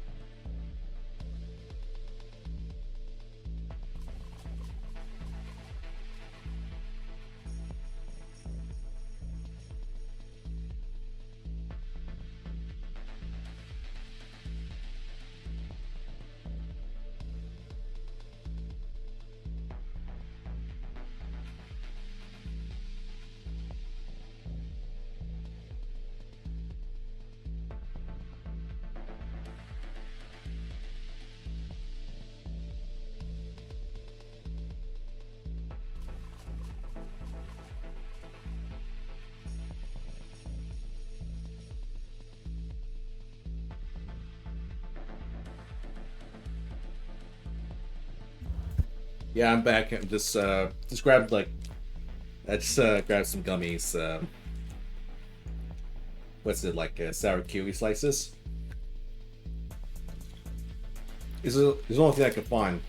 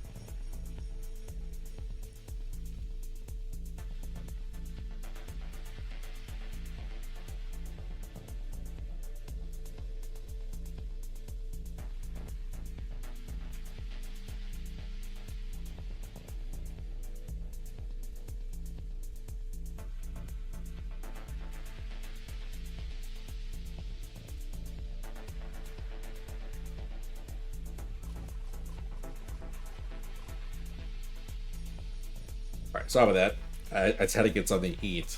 Something. All right. Um. Okay. Technically, I'm just taking my time to review what I've done. Right now, it's not coming as bad as I thought. There's only like some last bits I want to fix up. Um, and I want to get like little details like the stitches. That's the important part. And once I'm done with those, then I can finally get to coloring the entire thing. But I'm not done yet. I want there's some adjustments and there's some additions that I want to put in for this illustration because I did tease it some of my earlier pieces in the past, and I want to make sure they're established for this one. But before I do that, I want to actually grab the references in a moment. Hang on.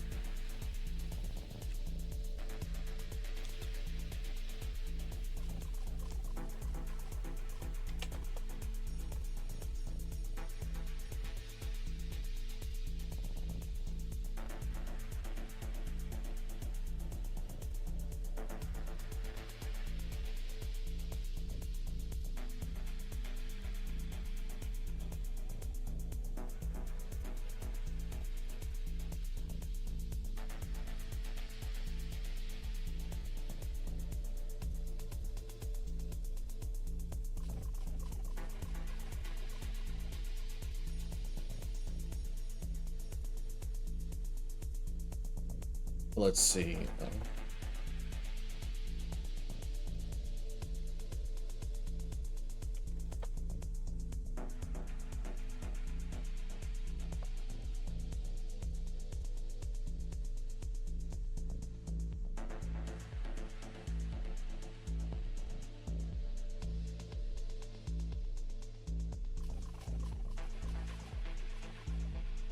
Yeah, the question is, I just need to. The thing is, I need to find it again because I just forgot what the name of that thing I'm looking for. Yeah, I won't be able to. I'd say by next break, I can show you behind the scenes over the inspiration and what led to the design of what you see right now with Oswald Cullen. Um, I did share it before in the past, but I figure I might as well have it on record while this is recording, so we could do that.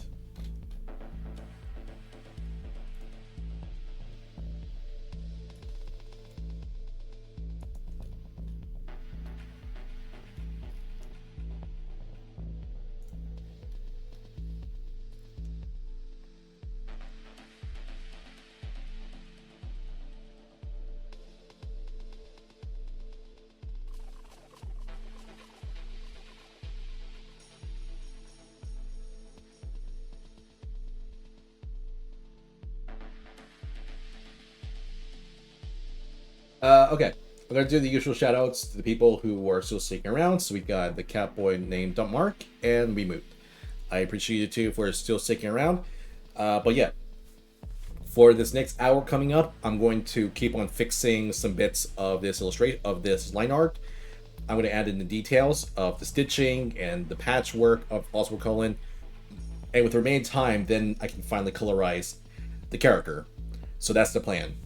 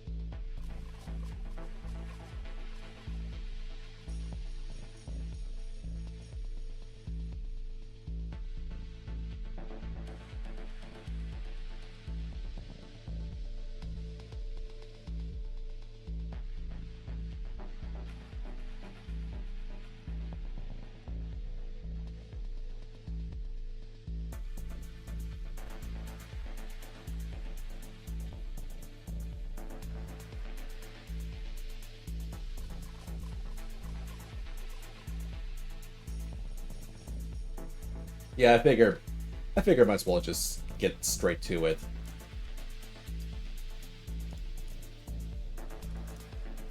Alright, we're in round 3, so let's do this.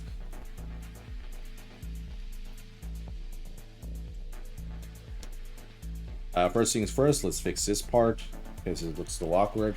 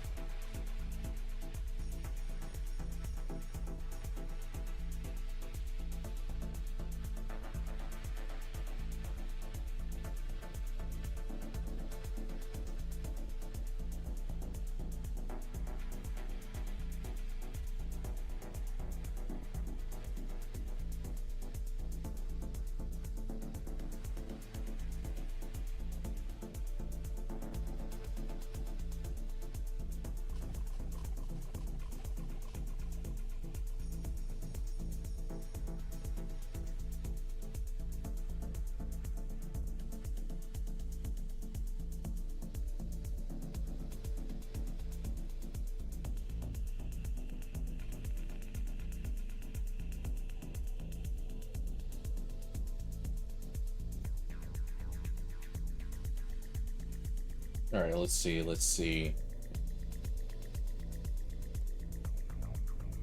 Yeah, let's add more bagginess to this.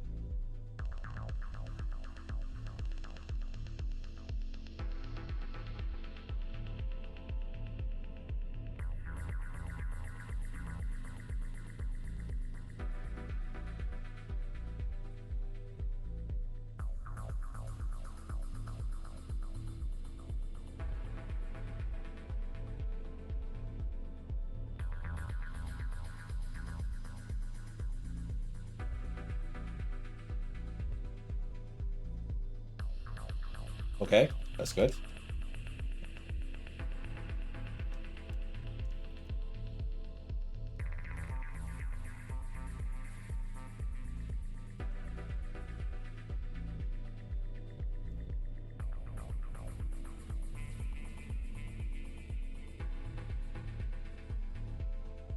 Yeah, I figured I might as well go for more of like a boxy, hard shape for that.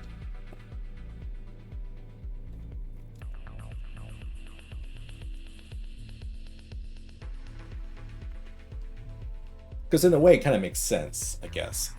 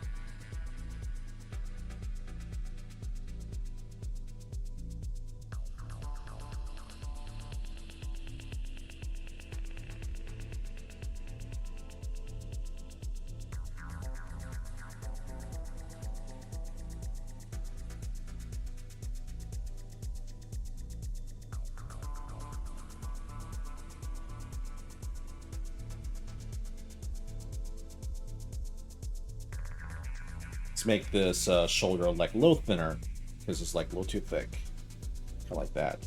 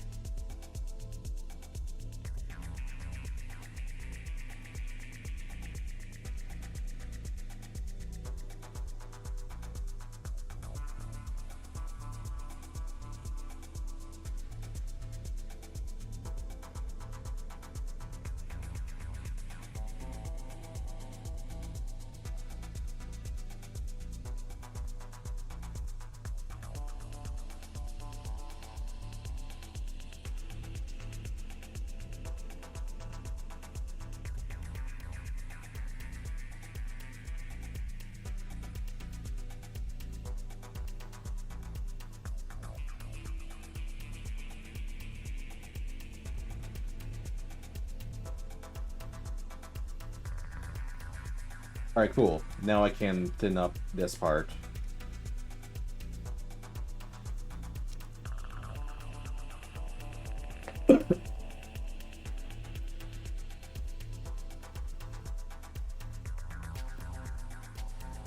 Oh yeah, let's try and do that. Fix up the hat.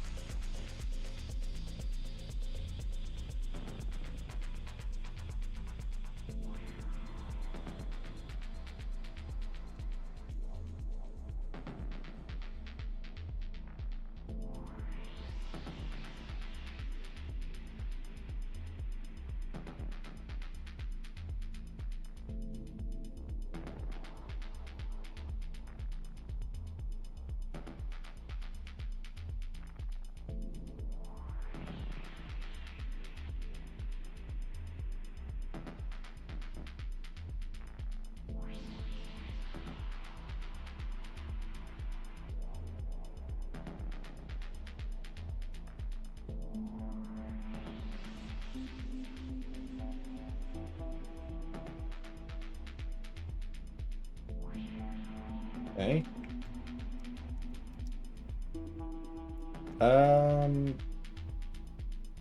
You know what? Let's do the patch.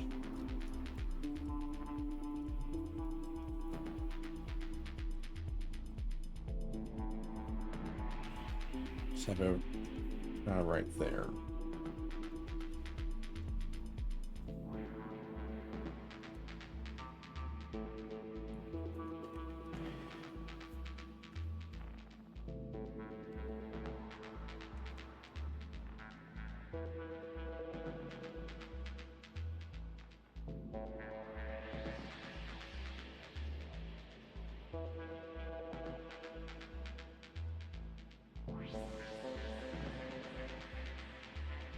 Yeah, one of the things I like to add in more with Oswald is I figured with the place he works at, he works at like custom garment shop, and I figured if he's gonna work on that, they do like a lot of customs, like custom designs of garments. So I figure they'll also do that in their staff uniform. So might as well just include that as well.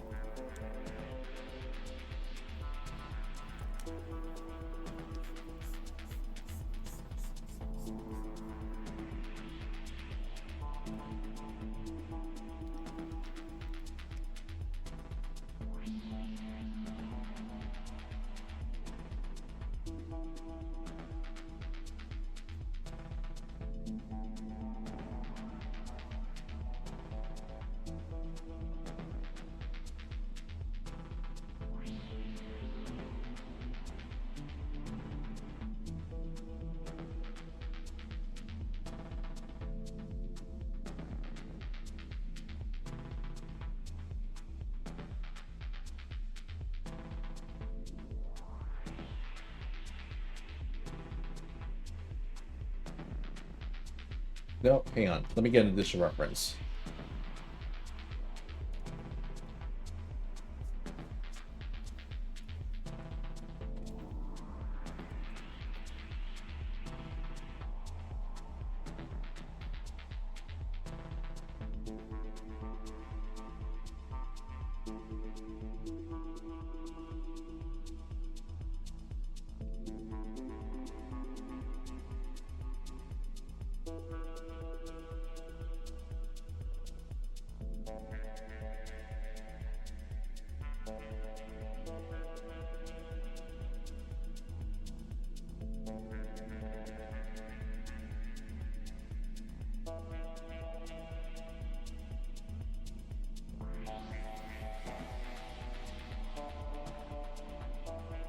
Let's try this.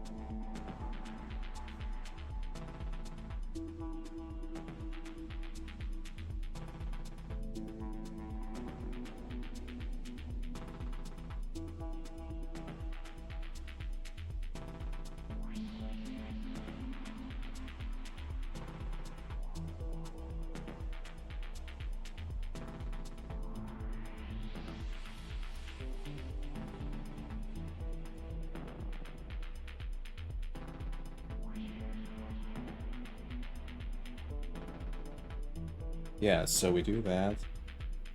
Add this bit in.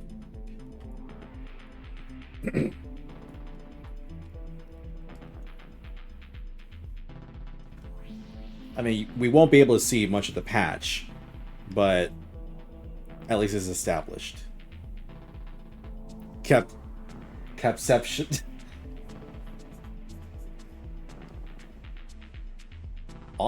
Wow. You know what, Karma? That is actually a good name. Yeah. So as I mentioned earlier, the store that Oswald works in that does like a lot of custom caps and garments is called Captivate Customs. But what you just said, Capception, Capception Customs. That might be a name that I. Hang on, let me see. Hold on. Capception.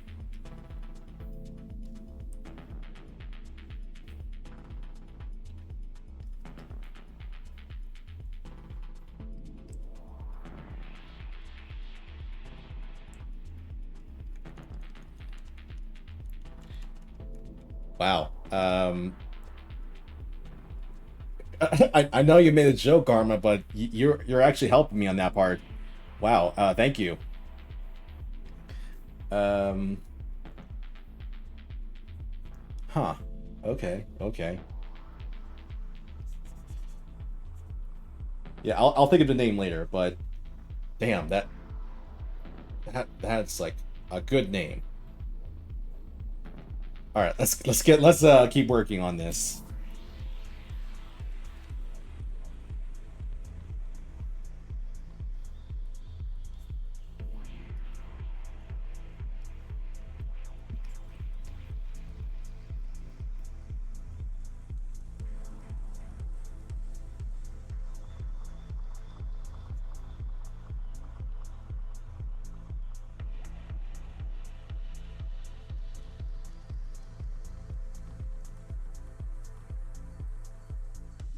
Yeah, so this has a backstory, but I want to at least have this established.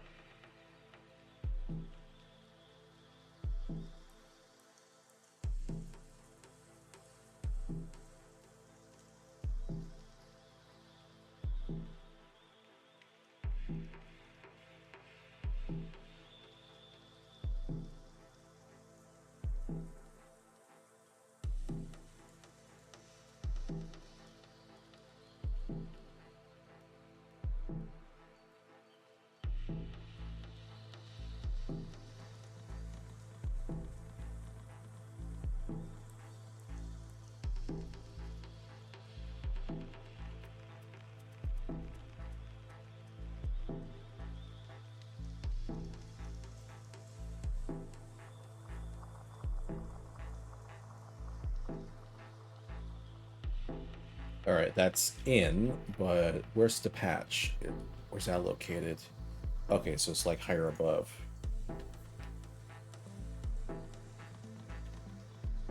Oh.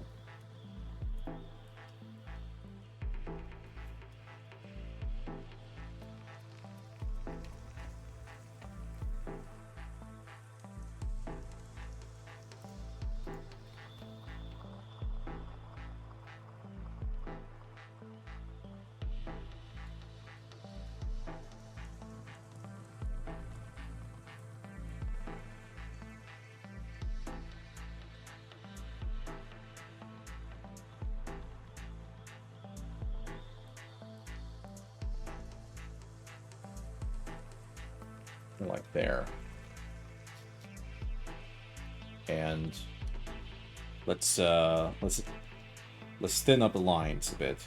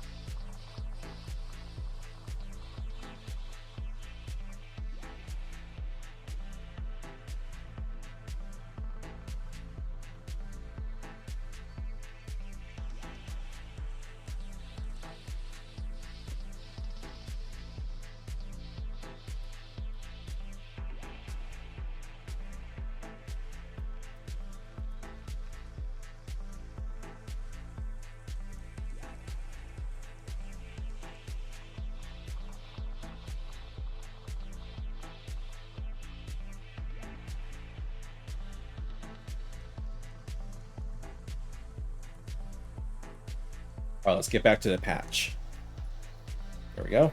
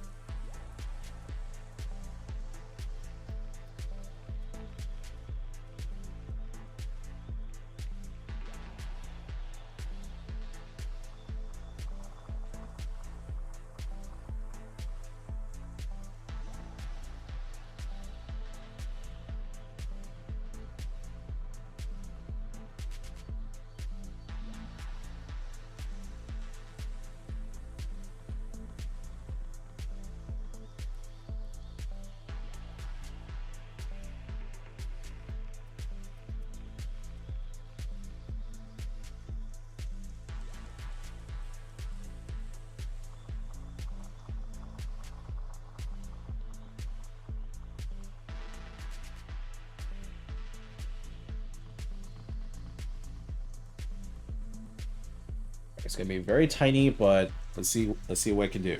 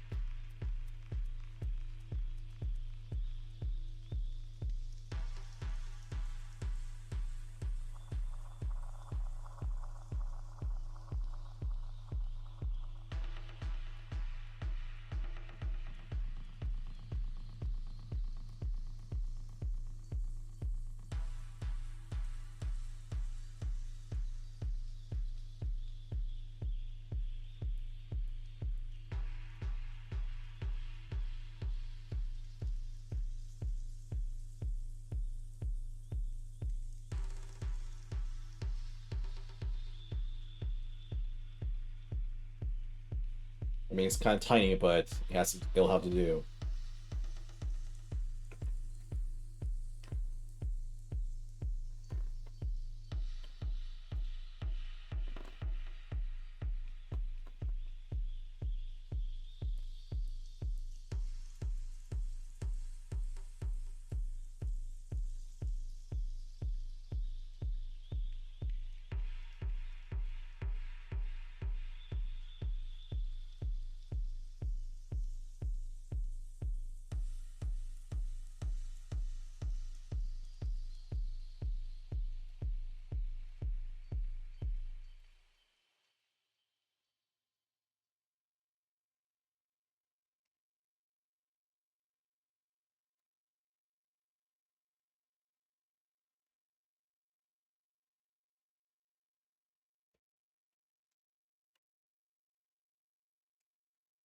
Let me switch up tracks. Hang on.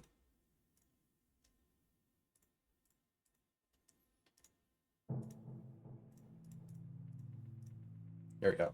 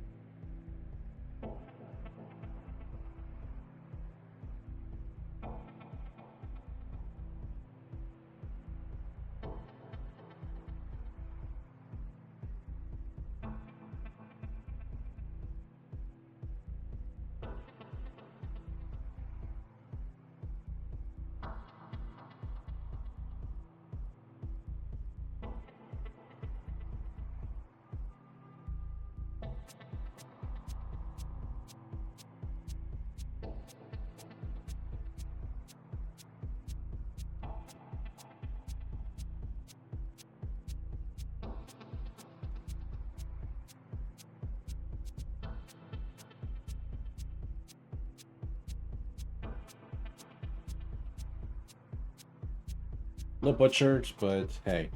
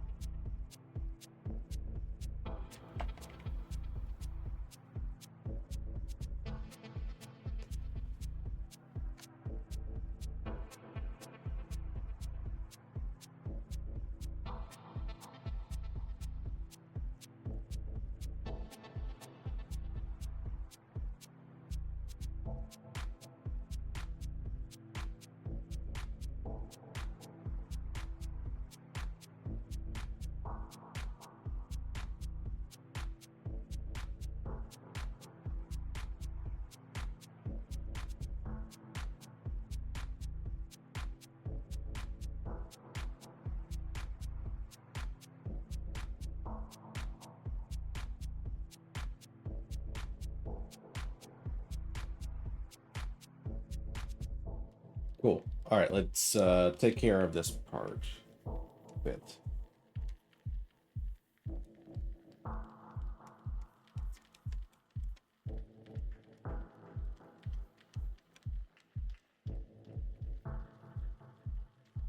You know, I have a better idea.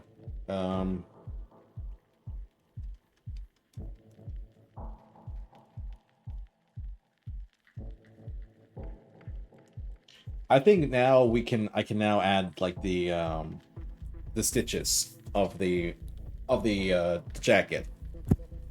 So that Yeah, let's add the stitches to the jacket so that way um,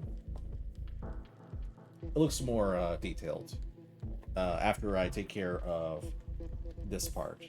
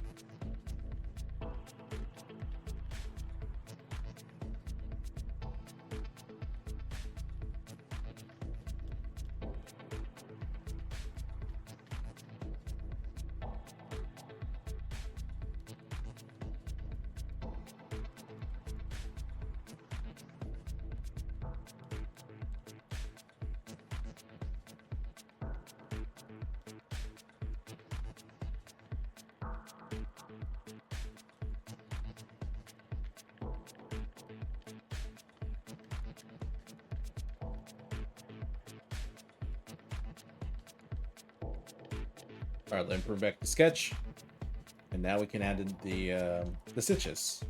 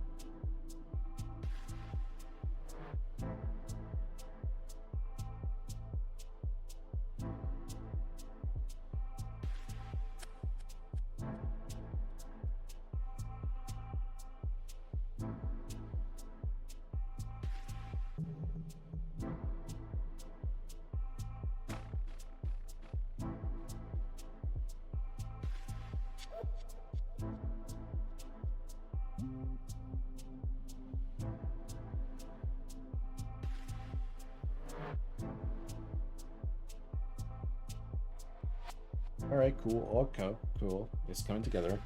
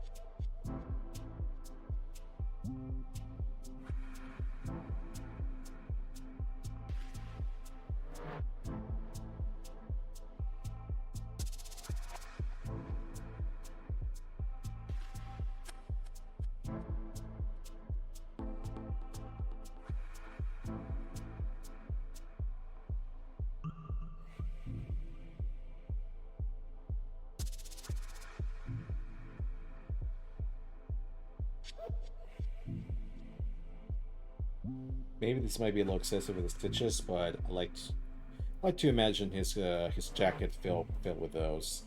Plus, I mean, with the reference I can show in a moment, I can explain why I'm doing this.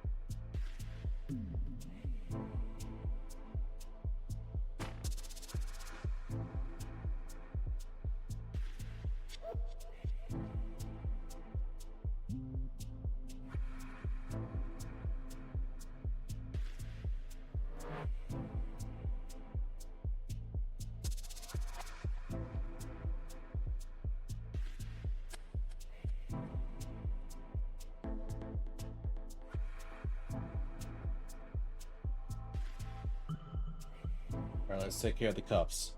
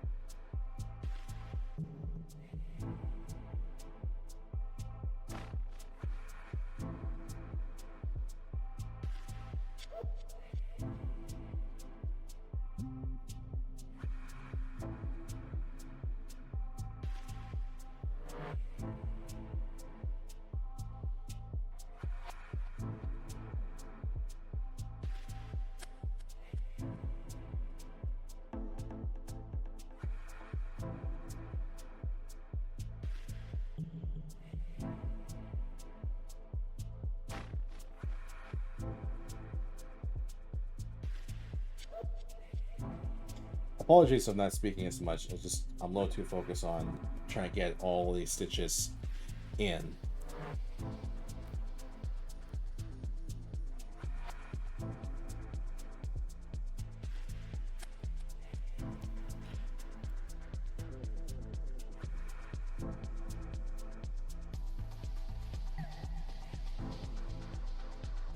Maybe later down the line, I might simplify the details I have for him.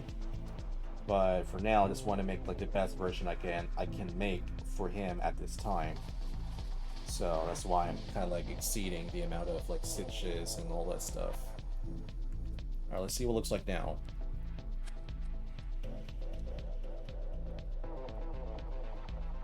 I mean, it's not bad. I mean, there goes that word again. I keep saying that. Um,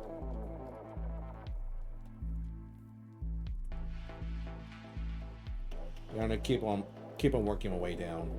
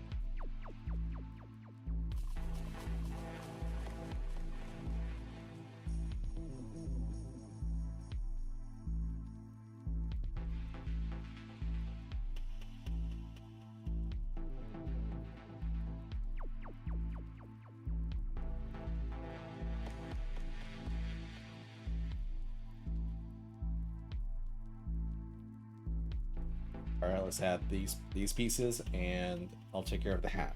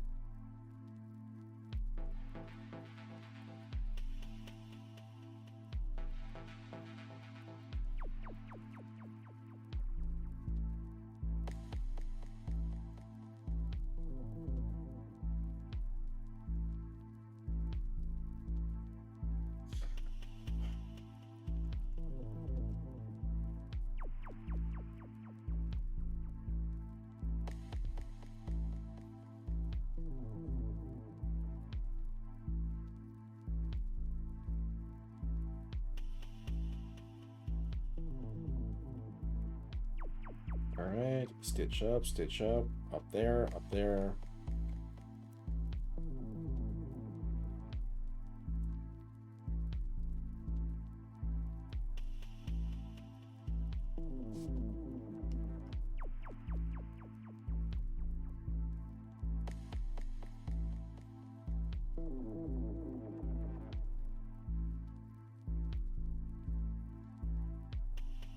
All right.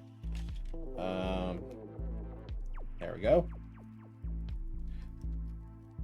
Is there stitches on the? Yeah, there are stitches in the pocket. So I'm going to establish these 2 bits, get them right now, and then we'll move on to the hat. I figured that once we get to the hat, with the amount of time I got, I can just start coloring the character.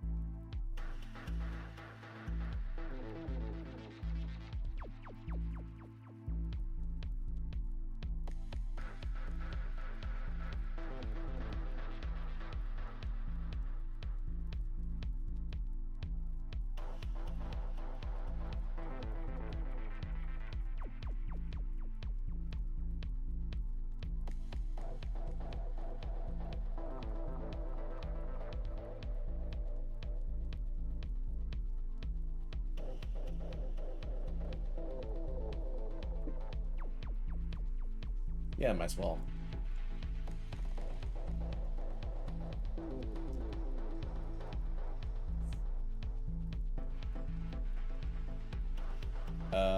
Okay. Let's not fly ourselves off the canvas. Let's thin these 2 up.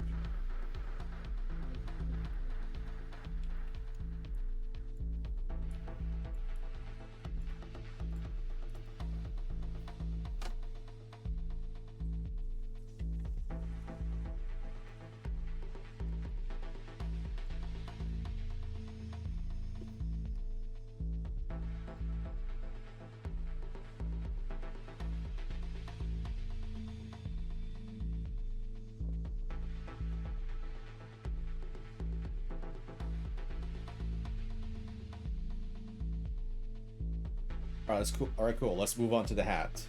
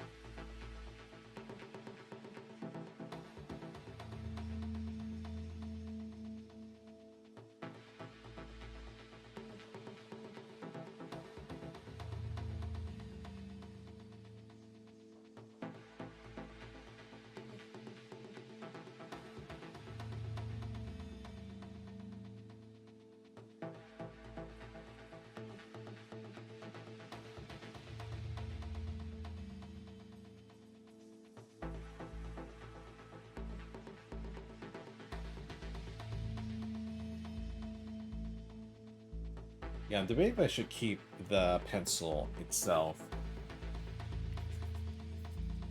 You know, I figured just for this illustration, I'm gonna keep the pencil because he's supposed to have like a tactical flashlight with him, but I mean, for now we could just leave it. Eventually, if I feel like it, I can just switch to that. But for now, we'll keep the pencil.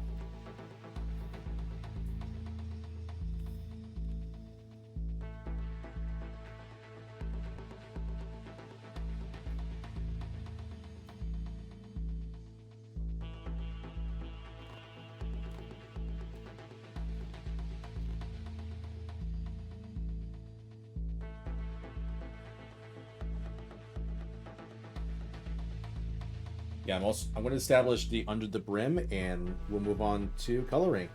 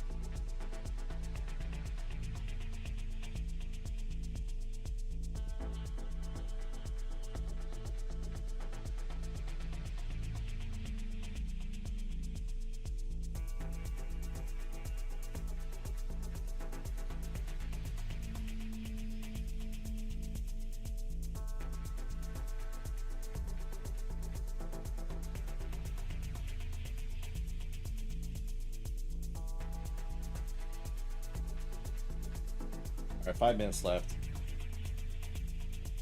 Let me see something.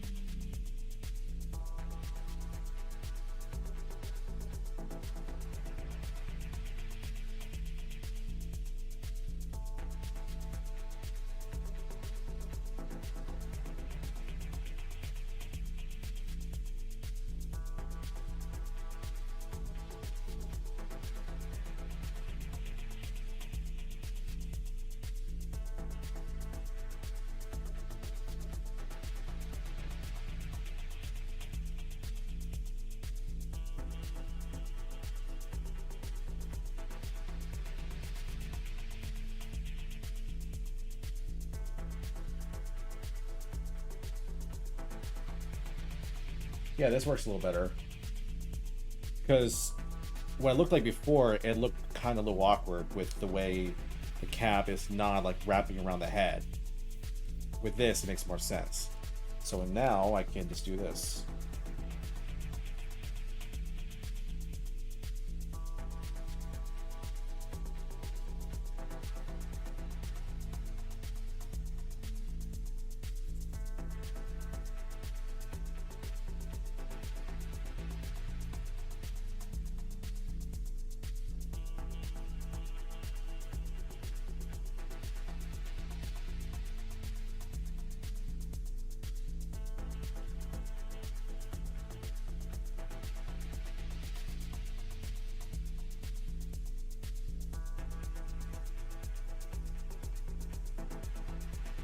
Oh, and might as well fix this part too.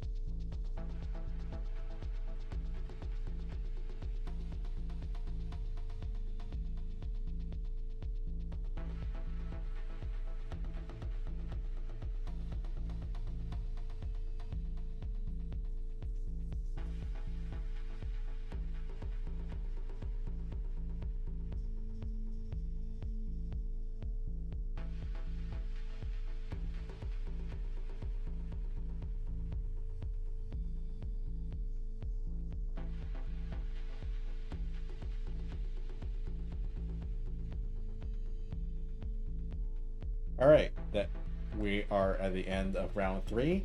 So here is what we got so far. So again, back to the progress. So we went from the sketch itself. This is how we began, to the first line art, which was this, and now we have this, but a bit more detailed. So we went from this to here. I mean, may not be much as of now, because right now it looks kind of low detail from what we're seeing here. But once I begin coloring and shading the character, then that's when I feel like the magic will happen. Because I know that it's kind of like a little bit, but at this point, I kind of know that it's got to be patient. So as always, let's just go do the 15-minute timer for a quick break, and I'll be right back.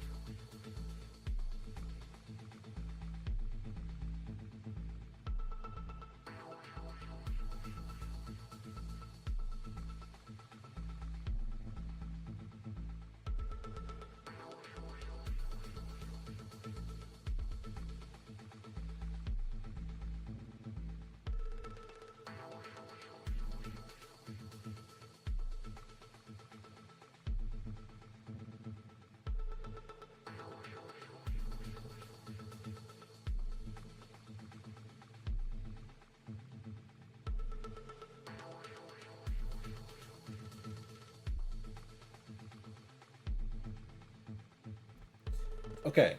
Um, so I'll do the usual shout outs to the people who are still sticking around. So we've got the cowboy named Mark and Weemood. Thank you, you two, for still sticking around.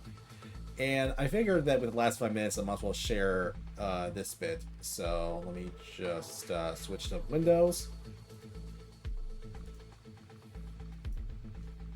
There we go.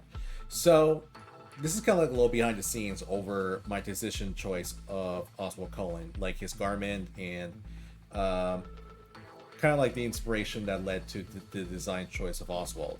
So one of the things I like to do when it comes to my decision making on garments is usually things that I personally own myself, and I just like taking inspiration from existing items that I personally own or witness myself. So the jacket that you see is actually based on a Supreme work jacket that I bought like for 2 years as of now. It has like this similar pocket effect where you have like the front pocket right there, the back pocket. You got the one for your shoulder, like your arm, the chest, and that sort of like that leather type of effect. And I kind of went like a little all the way, just trying to get every detail much as I can of the jacket itself, from the zippers, the patches, the line of the stitches, everything much as I can to ensure that once I design Oswald, like the whole jacket itself, it's accurate best as I can with that. A similar what I did with the pants itself. This is the H&M oversized sweater. I'm sorry, sweatpants. And again, did the same method where I just simply try and get every little detail as much as I can with this jacket itself. The hat has been a bit of an interesting case because there were like three different decisions. Like there were like a couple decisions I could make of the cap itself. And I know that people will just say like, "What's the deal? It's a hat," but there's actually different designs of caps most people don't realize. I mean, you got the camper hat that has more of like a flat, like the flat brim itself, and give more of like a flat type of aesthetic. You get the traditional dad hat, which has that curved brim and it wraps up on the back of your head, and you get more specialties such as the winter hat right here, and the one I chose is actually this casual cap right here. This was like kind of the best choice I've made, mostly because I like the stitches, the basic pattern of how how it was stitched together. So essentially, that's kind of like how I chose for his cap. Eventually, I just kind of like found other inspirations. This is the Venom Wand Dressmaker collection, which has that iconic, which has that like that symbol they put on their designs of their shirts, along with this, and I just simply appropriate the design of it to make to what you see right now. Now, a little funny story about these two patches, like the one in the chest, along with the Mr. Robot. So a bit of it behind. I guess I can say this. When I used to work at the garment thing that I used to talk about a while back, one of the uniforms that I was told to wear is actually a Dickies work jacket. Kind of similar to this, but it's not as like very heavy and thick with the Supreme jacket I have. It's more like a long sleeve collared shirt that's thick. That's what it is. And at first I was given just a blank, but they ended up embroidered the left and right chest of the jacket. The left chest was actually the logo of the company that I worked for. And the one on the right is actually my nickname. And yes, my nickname at the time was called Mr. Robot.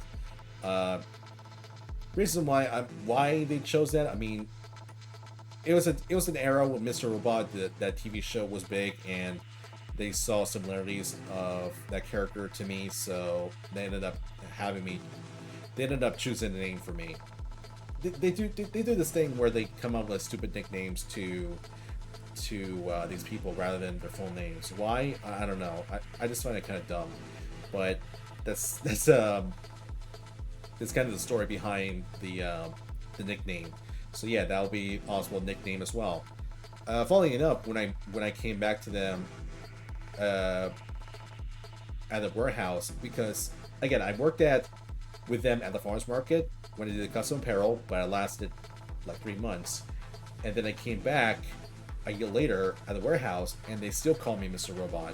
So funny how they still kept the name, but yeah, that's the story behind that. So I figured, taking inspiration from the custom jacket to all that stuff, because I can imagine that once Oswald works in that job that he has, they will try to advertise much as they can about their business. So I figured that'll be like the best case for him. Nicknames are great. I mean, it can be cute. It's just that when you're, I said this before, but when you're surrounded by tech bros that just simply would not shut the fuck up, you're at that point where everything they say is cringe. It's just that you gotta be in that environment that makes you kind of irritated by that. But I mean, I don't mind nicknames. It's just I just wish they don't call me like that on that setting. But that's all in the past. But I mean, if you wish to call me Mr. Robot, then feel free. But that name's now taken to Oswald is now taking the name, so you might have to call him by that for now on. But yeah, okay. Okay, so now we're in the round 4. I think this might be the final round. So what we're gonna do right now is there's actually some last bits I'm gonna fix up, but once I'm done with that, I'm gonna begin doing the basic colors and just have it like all refined and ready to go. And then if I have extra time, then I will actually begin doing the shading. So that's gonna be the goal. So I'm gonna do the timer once again. So let's have 16 minutes once more, and in just a moment we'll begin.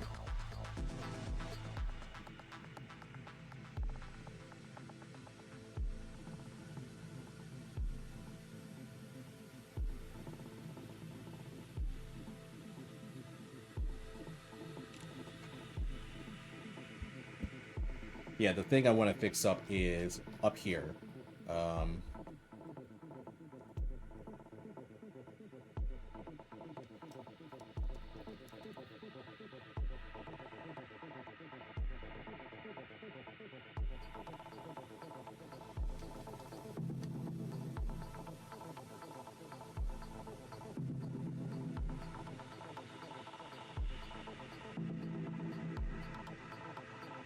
Yeah, I don't want to be too negative about my past with that job, because I mean, it did taught me a lot on like forcing myself to keep pushing and working on my own without like any sort of assistance here and there. I mean, it was great, but as I said, it's just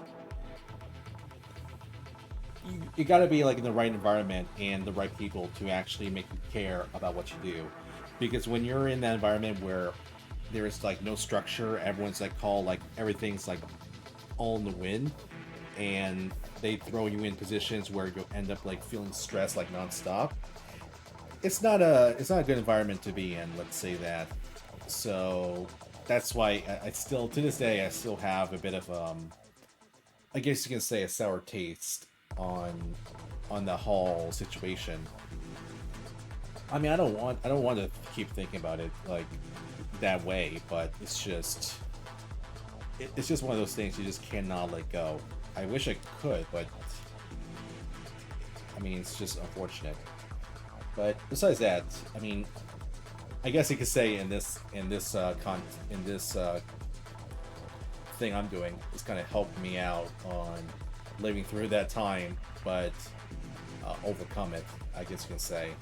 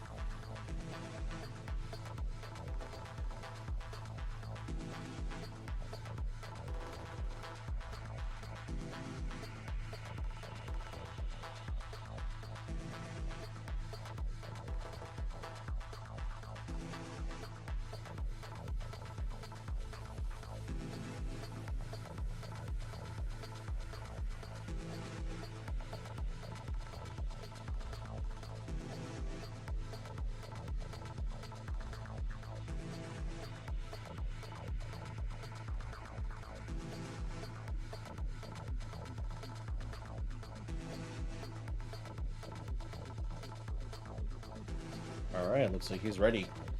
Okay. What I'm gonna do is, let's see. Just want to see what it looks like before, after. You know, I'm gonna fix the eyes just a bit.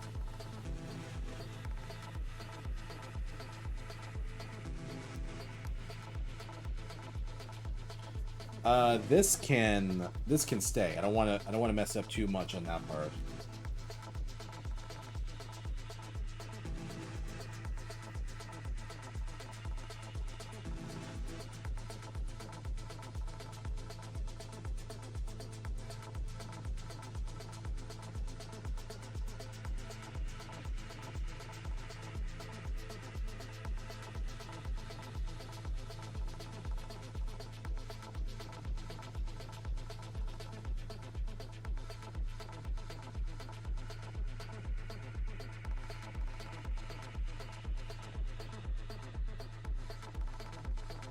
I'm going to try and make his eyes like a little bit smaller. Just want to see what it looks like.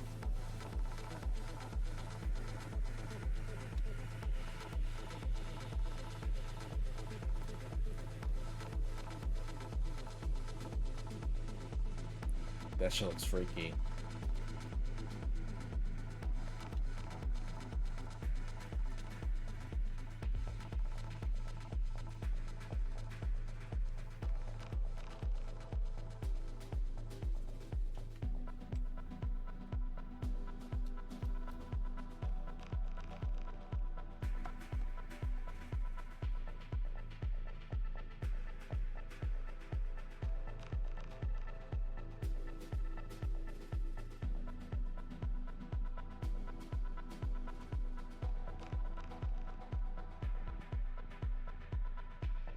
I'm keeping this way.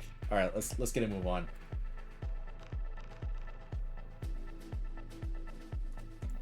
All right, what I'm going to do is I'm going to bring in the jacket, because I want to have like the exact color from the jacket itself. So let's bring this in.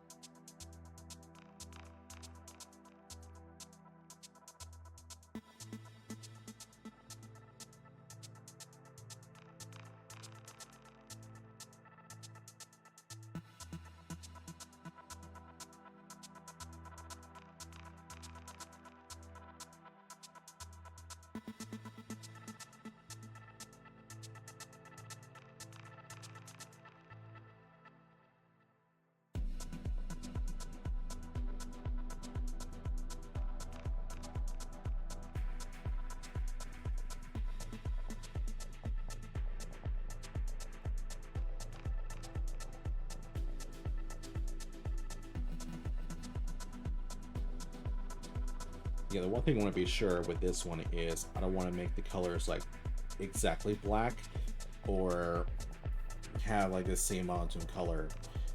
There are some accent colors I have in mind, so hopefully they work out once I start establishing them.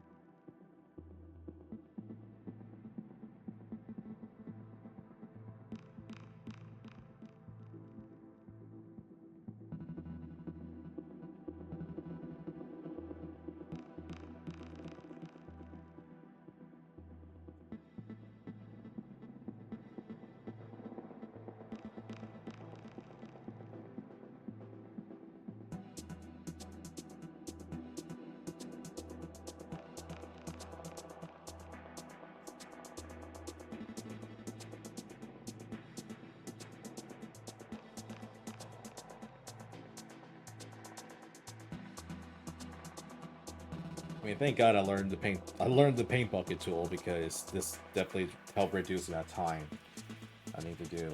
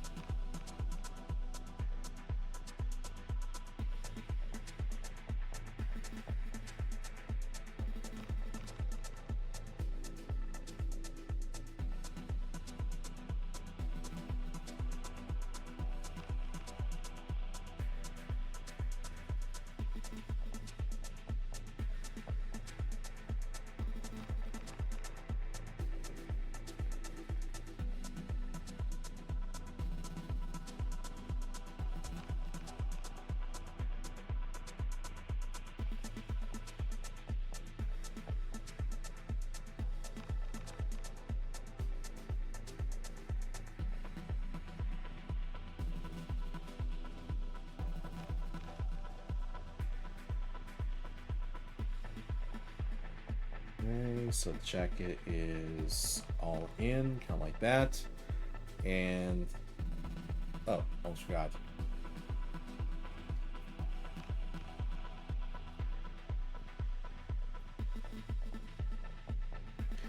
Took care of this bit, and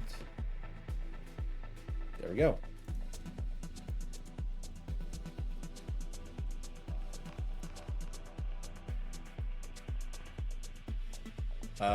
Let's move on to the pants.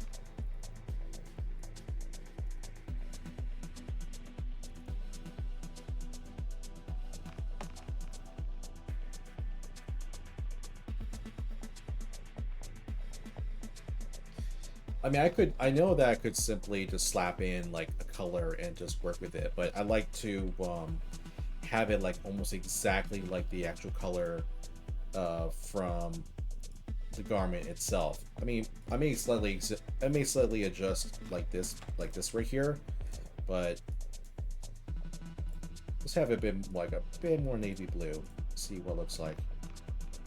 Yeah, not like that. Yeah, that works.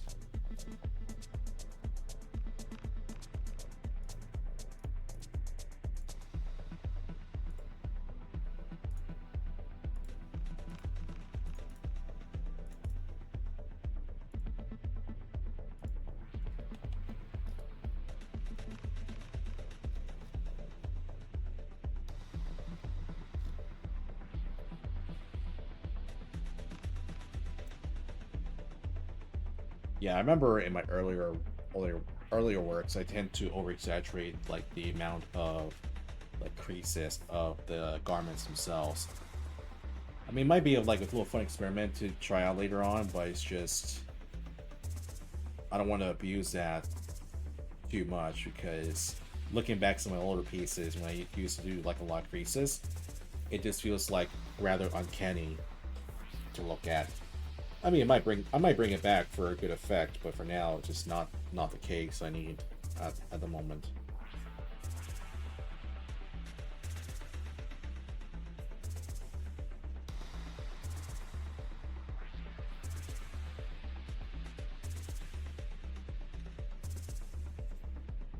I mean, this kind of have me thinking for a bit, and that is, I remember in my early works, I tend to be like very experimental and try. I tend to be more distant on my earlier works. I remember looking back, they all like feels a lot more abstract and kind of like unusual compared to most art you see at those times. But I'm not sure if anyone like.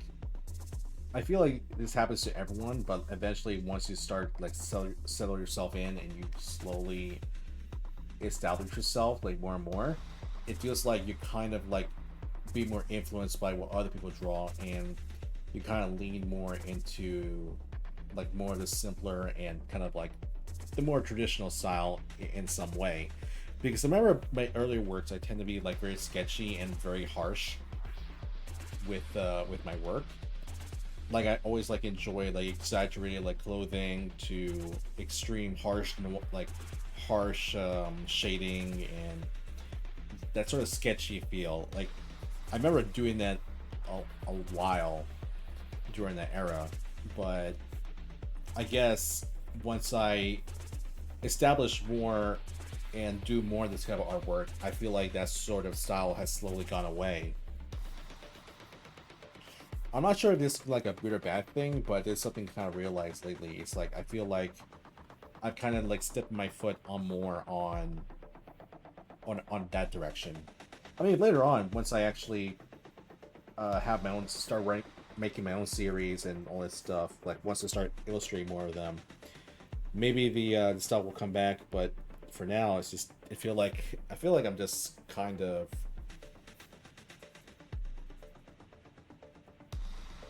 I feel like my style has definitely been changing compared to my earlier works. I mean, it does show like how much I've grown and evolved, so there's that.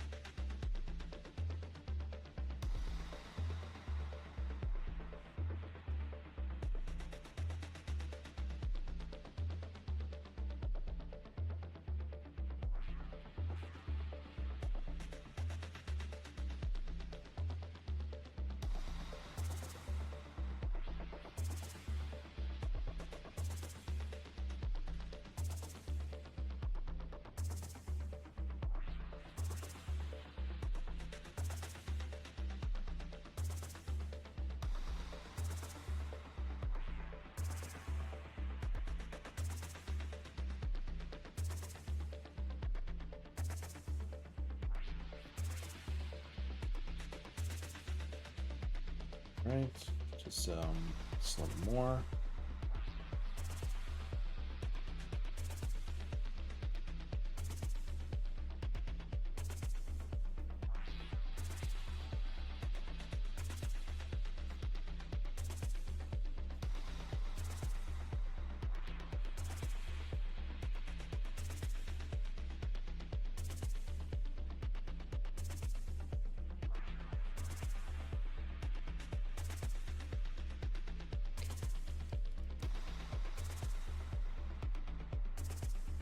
There we go.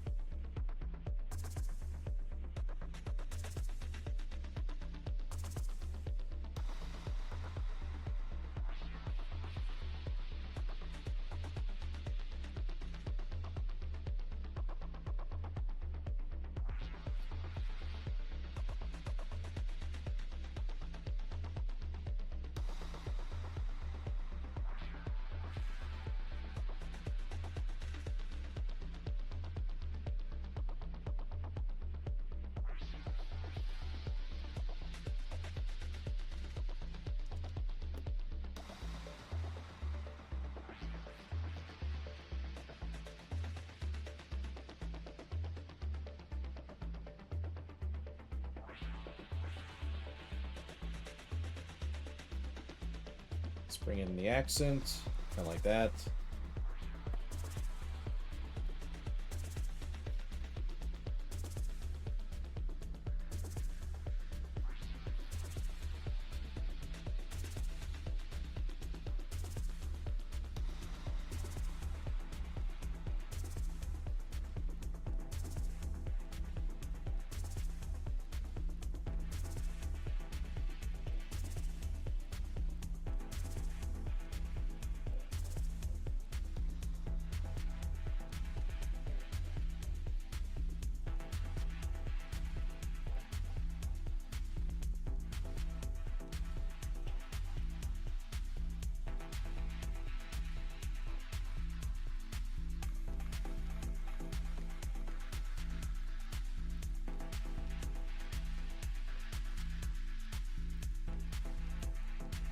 Yeah, I know I'm kind of a little excessive with with the color, but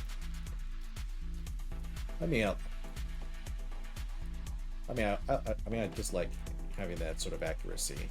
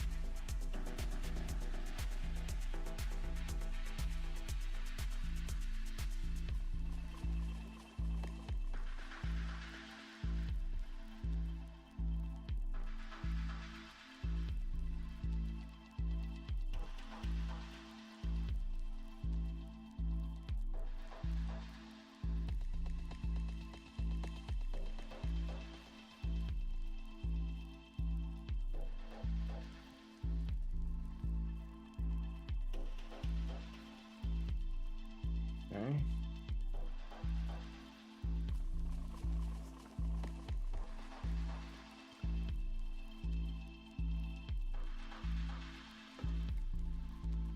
Whoops.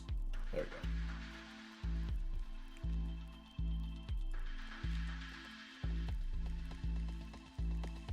There we go.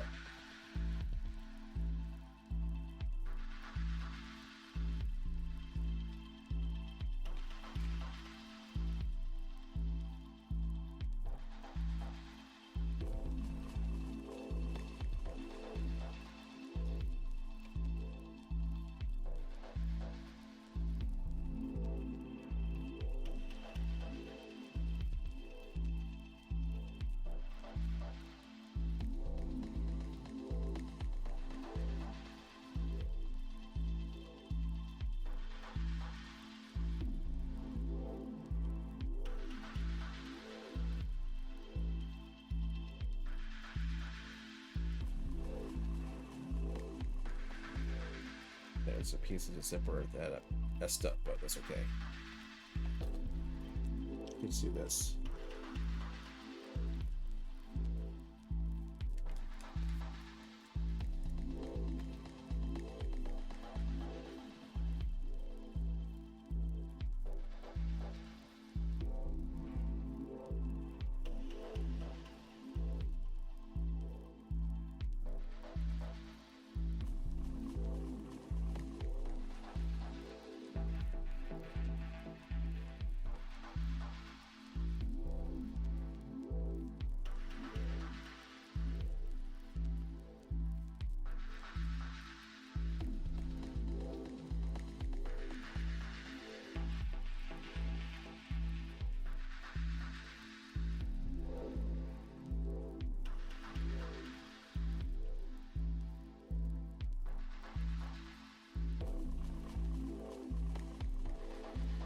there isn't really much to work with on down here, but hey, that's what just include it.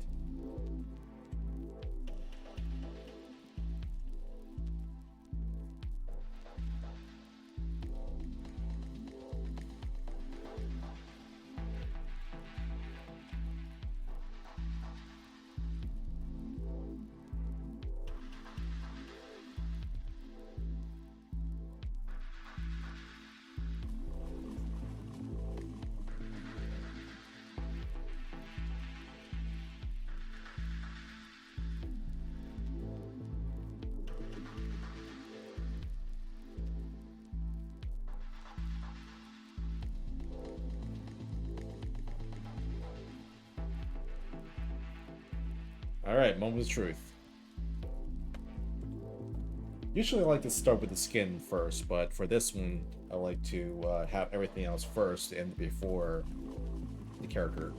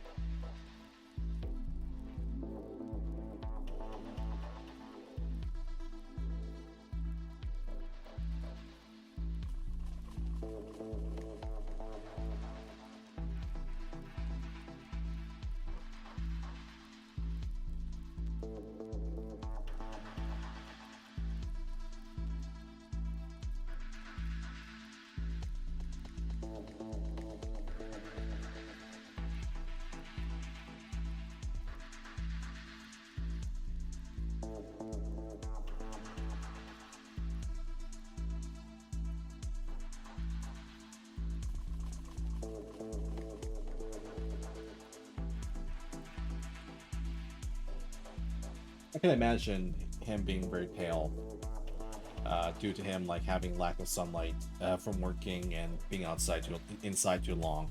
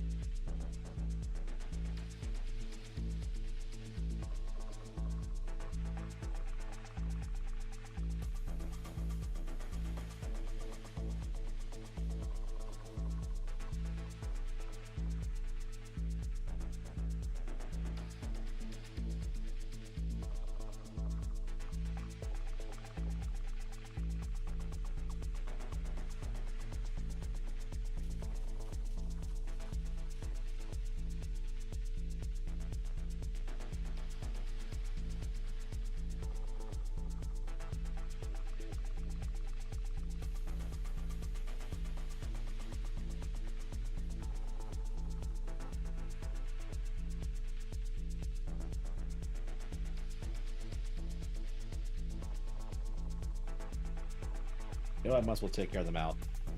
There we go.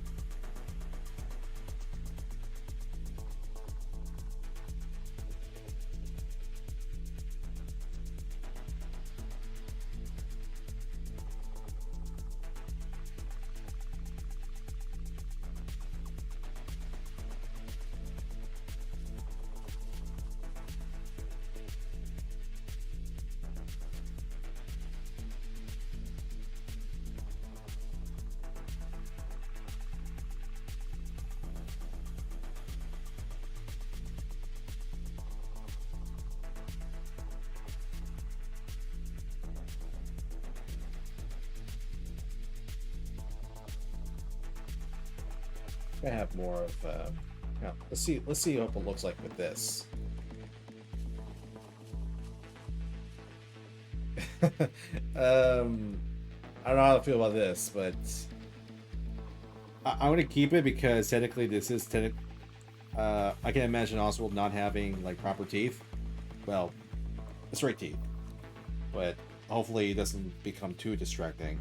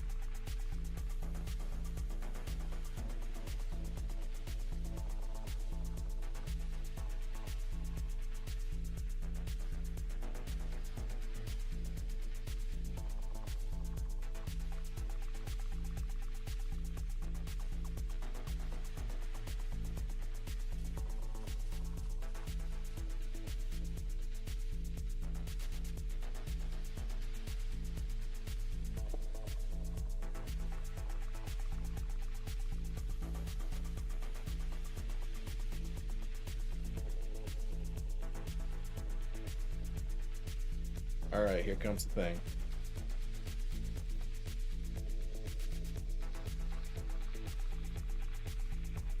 Let's try this.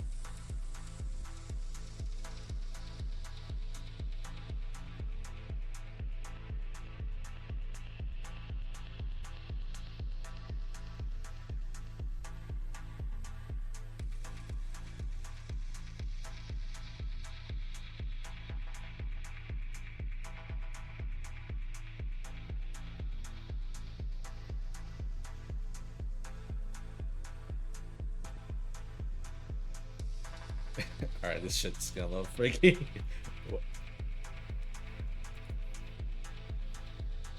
um, yeah, let me fix some things. Let me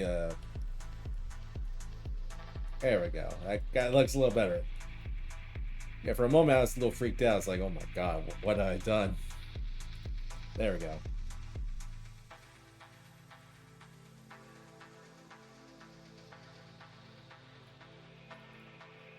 Yeah, I'll come back with the eye colors in the moment.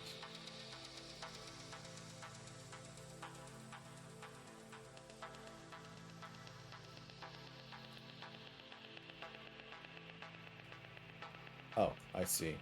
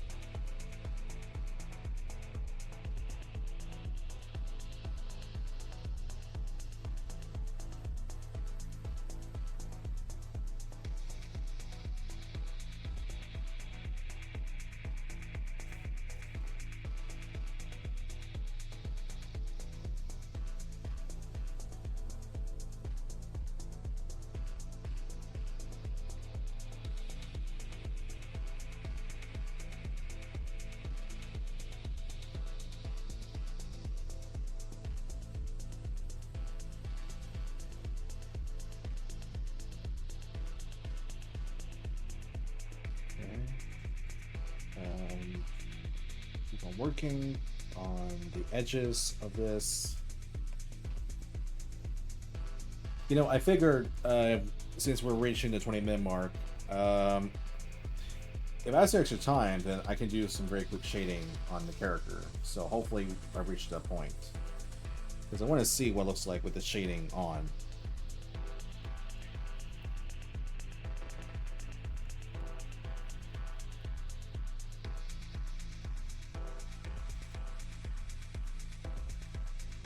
Yeah, this has to be white, because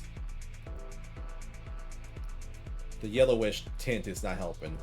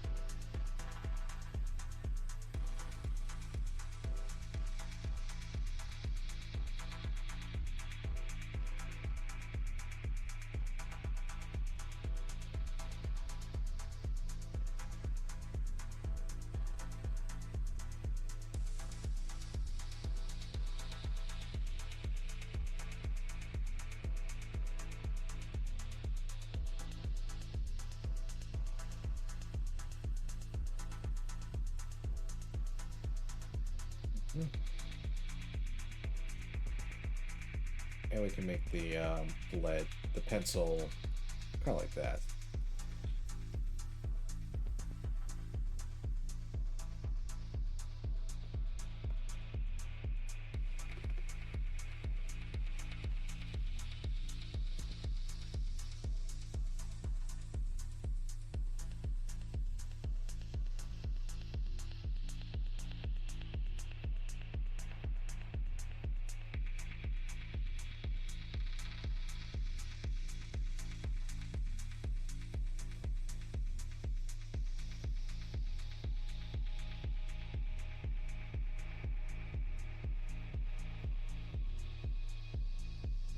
There we go.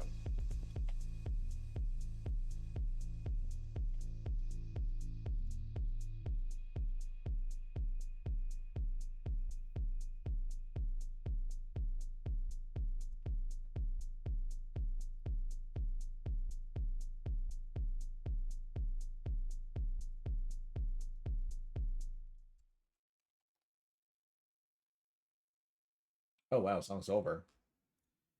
Um,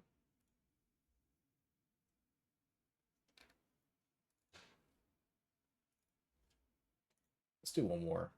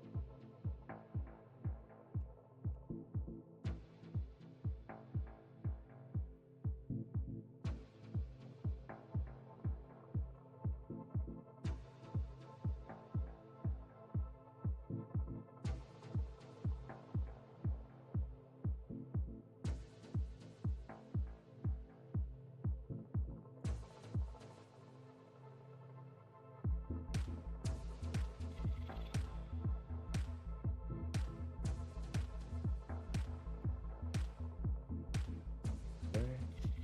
Let's have this part.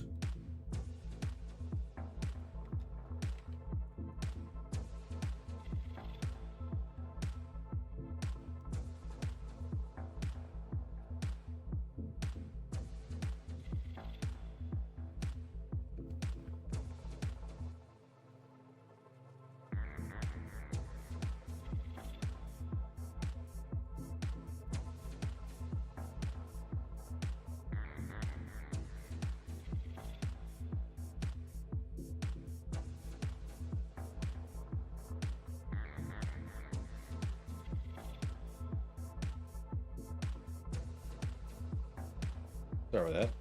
We move this away.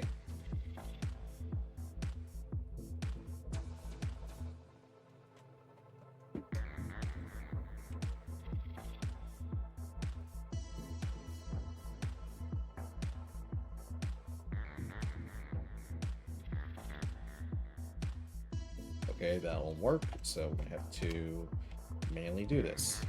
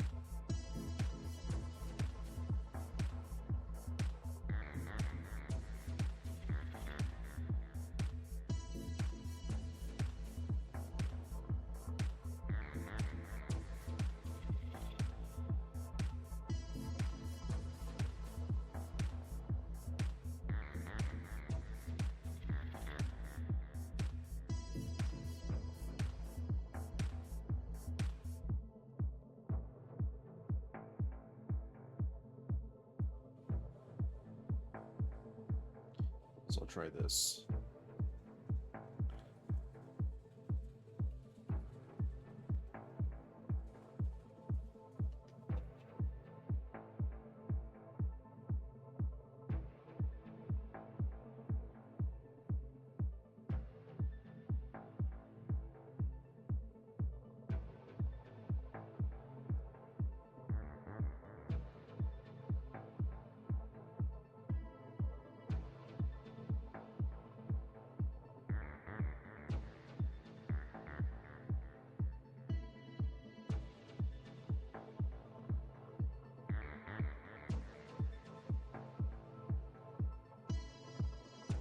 I'm gonna fix the background just so it looks better.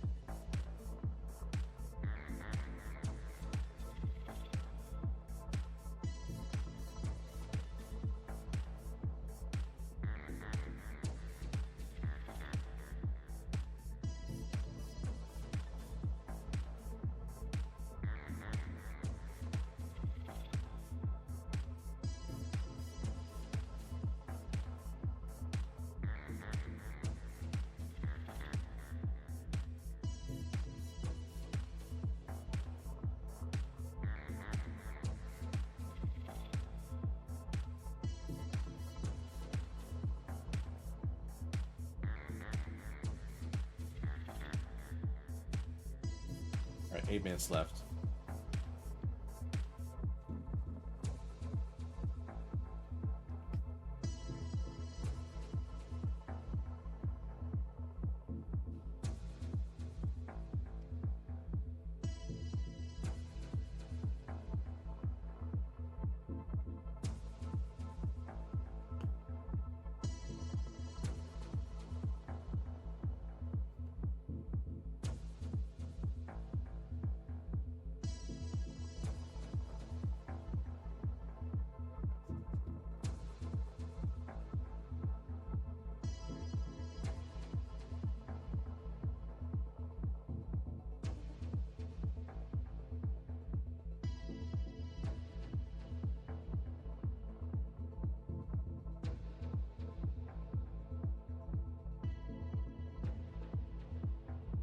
Hang on. What if I do this?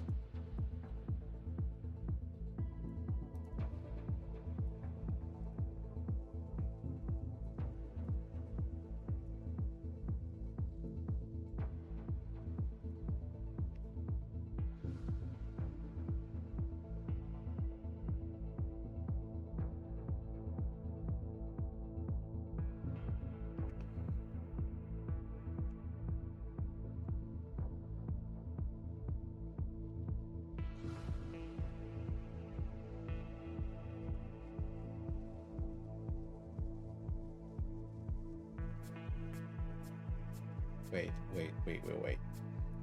What if it's gold?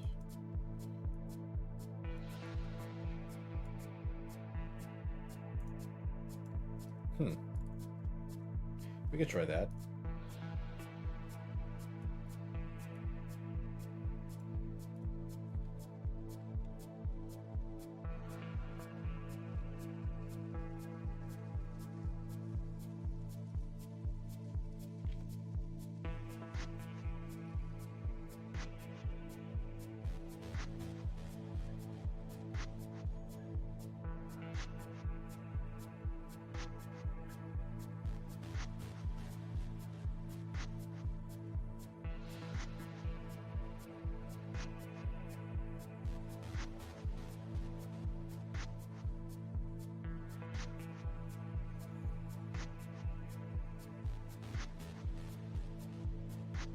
Yeah, with the remaining time, let's see what we can do with this.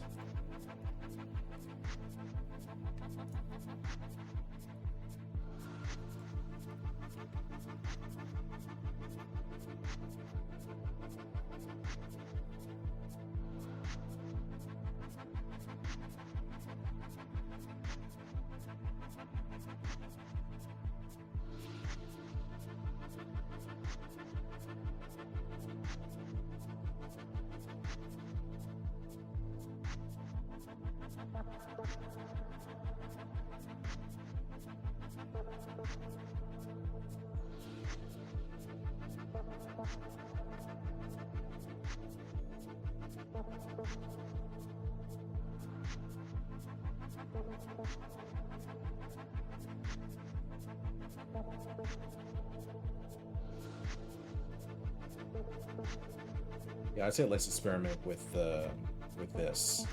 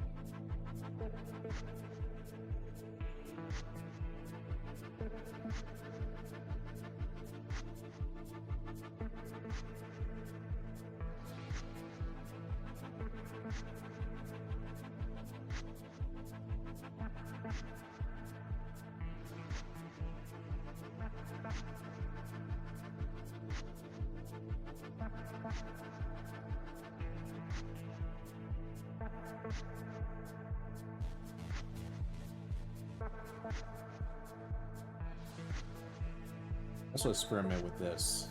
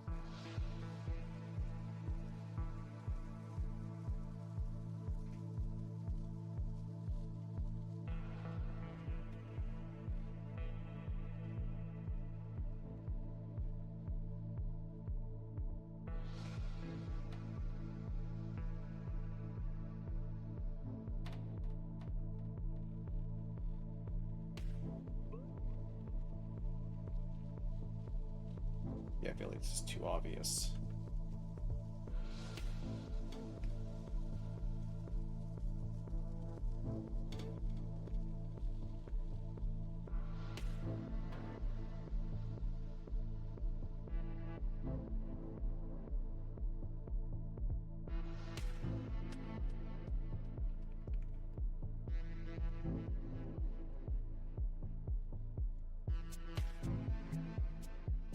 All right, I know time's up, but I just want to keep working this like a little bit more. Just want to see like how far I can go with this. I just want to throw in like a very quick shading. Just want to see like the effect of how this is all working. So just give me like a couple minutes and we can conclude for today.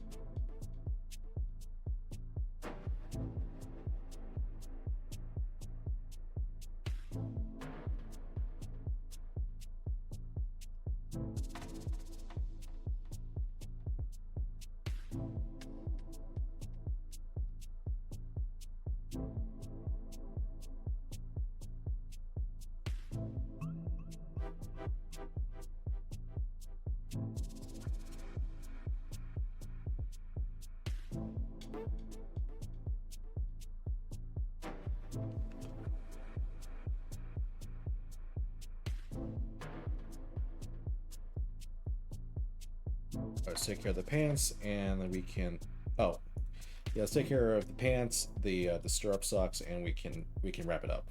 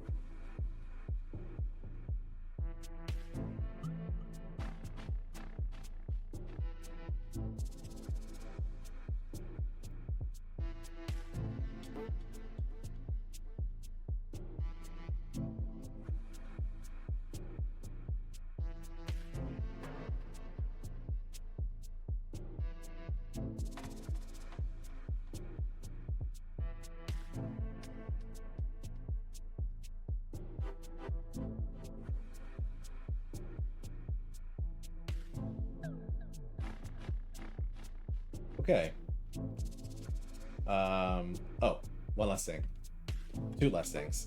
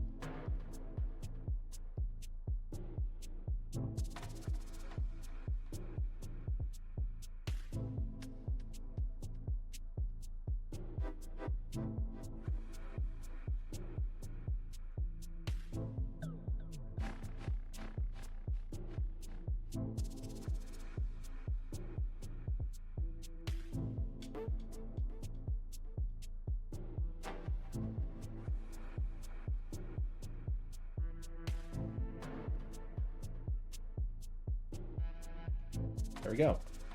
Here is right now. It's slowly coming together, but hey, we're making progress. In the meantime, I can take these. I can take these.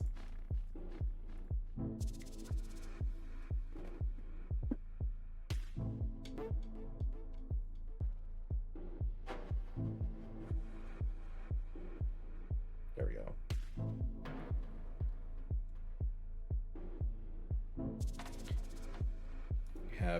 Have a gradient just so it looks more interesting. Kind of like that.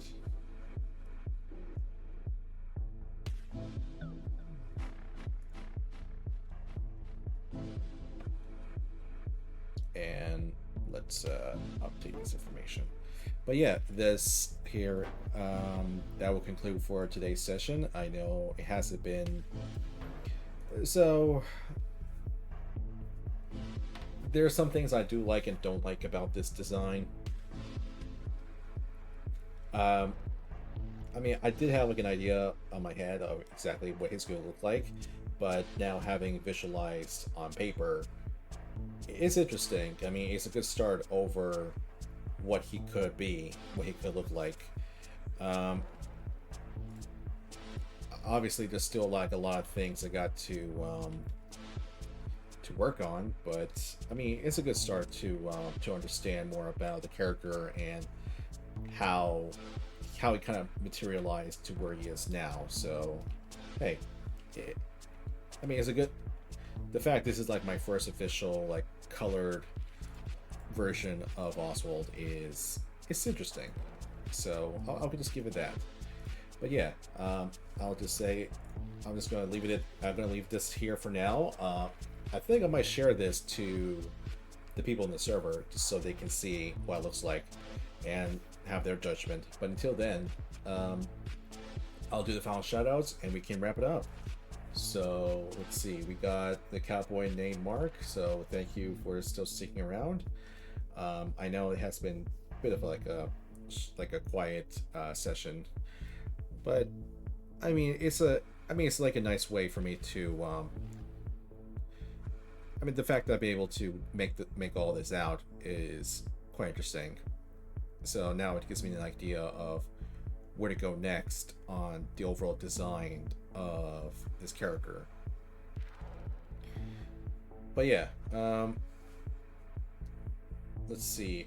I would say by Friday, I'd say this Friday we're gonna have another live session, but it's gonna be another sketch of Oswald Cullen. I'm gonna keep on working the prompt, but I'll keep working on this on the side, like during my time here and there.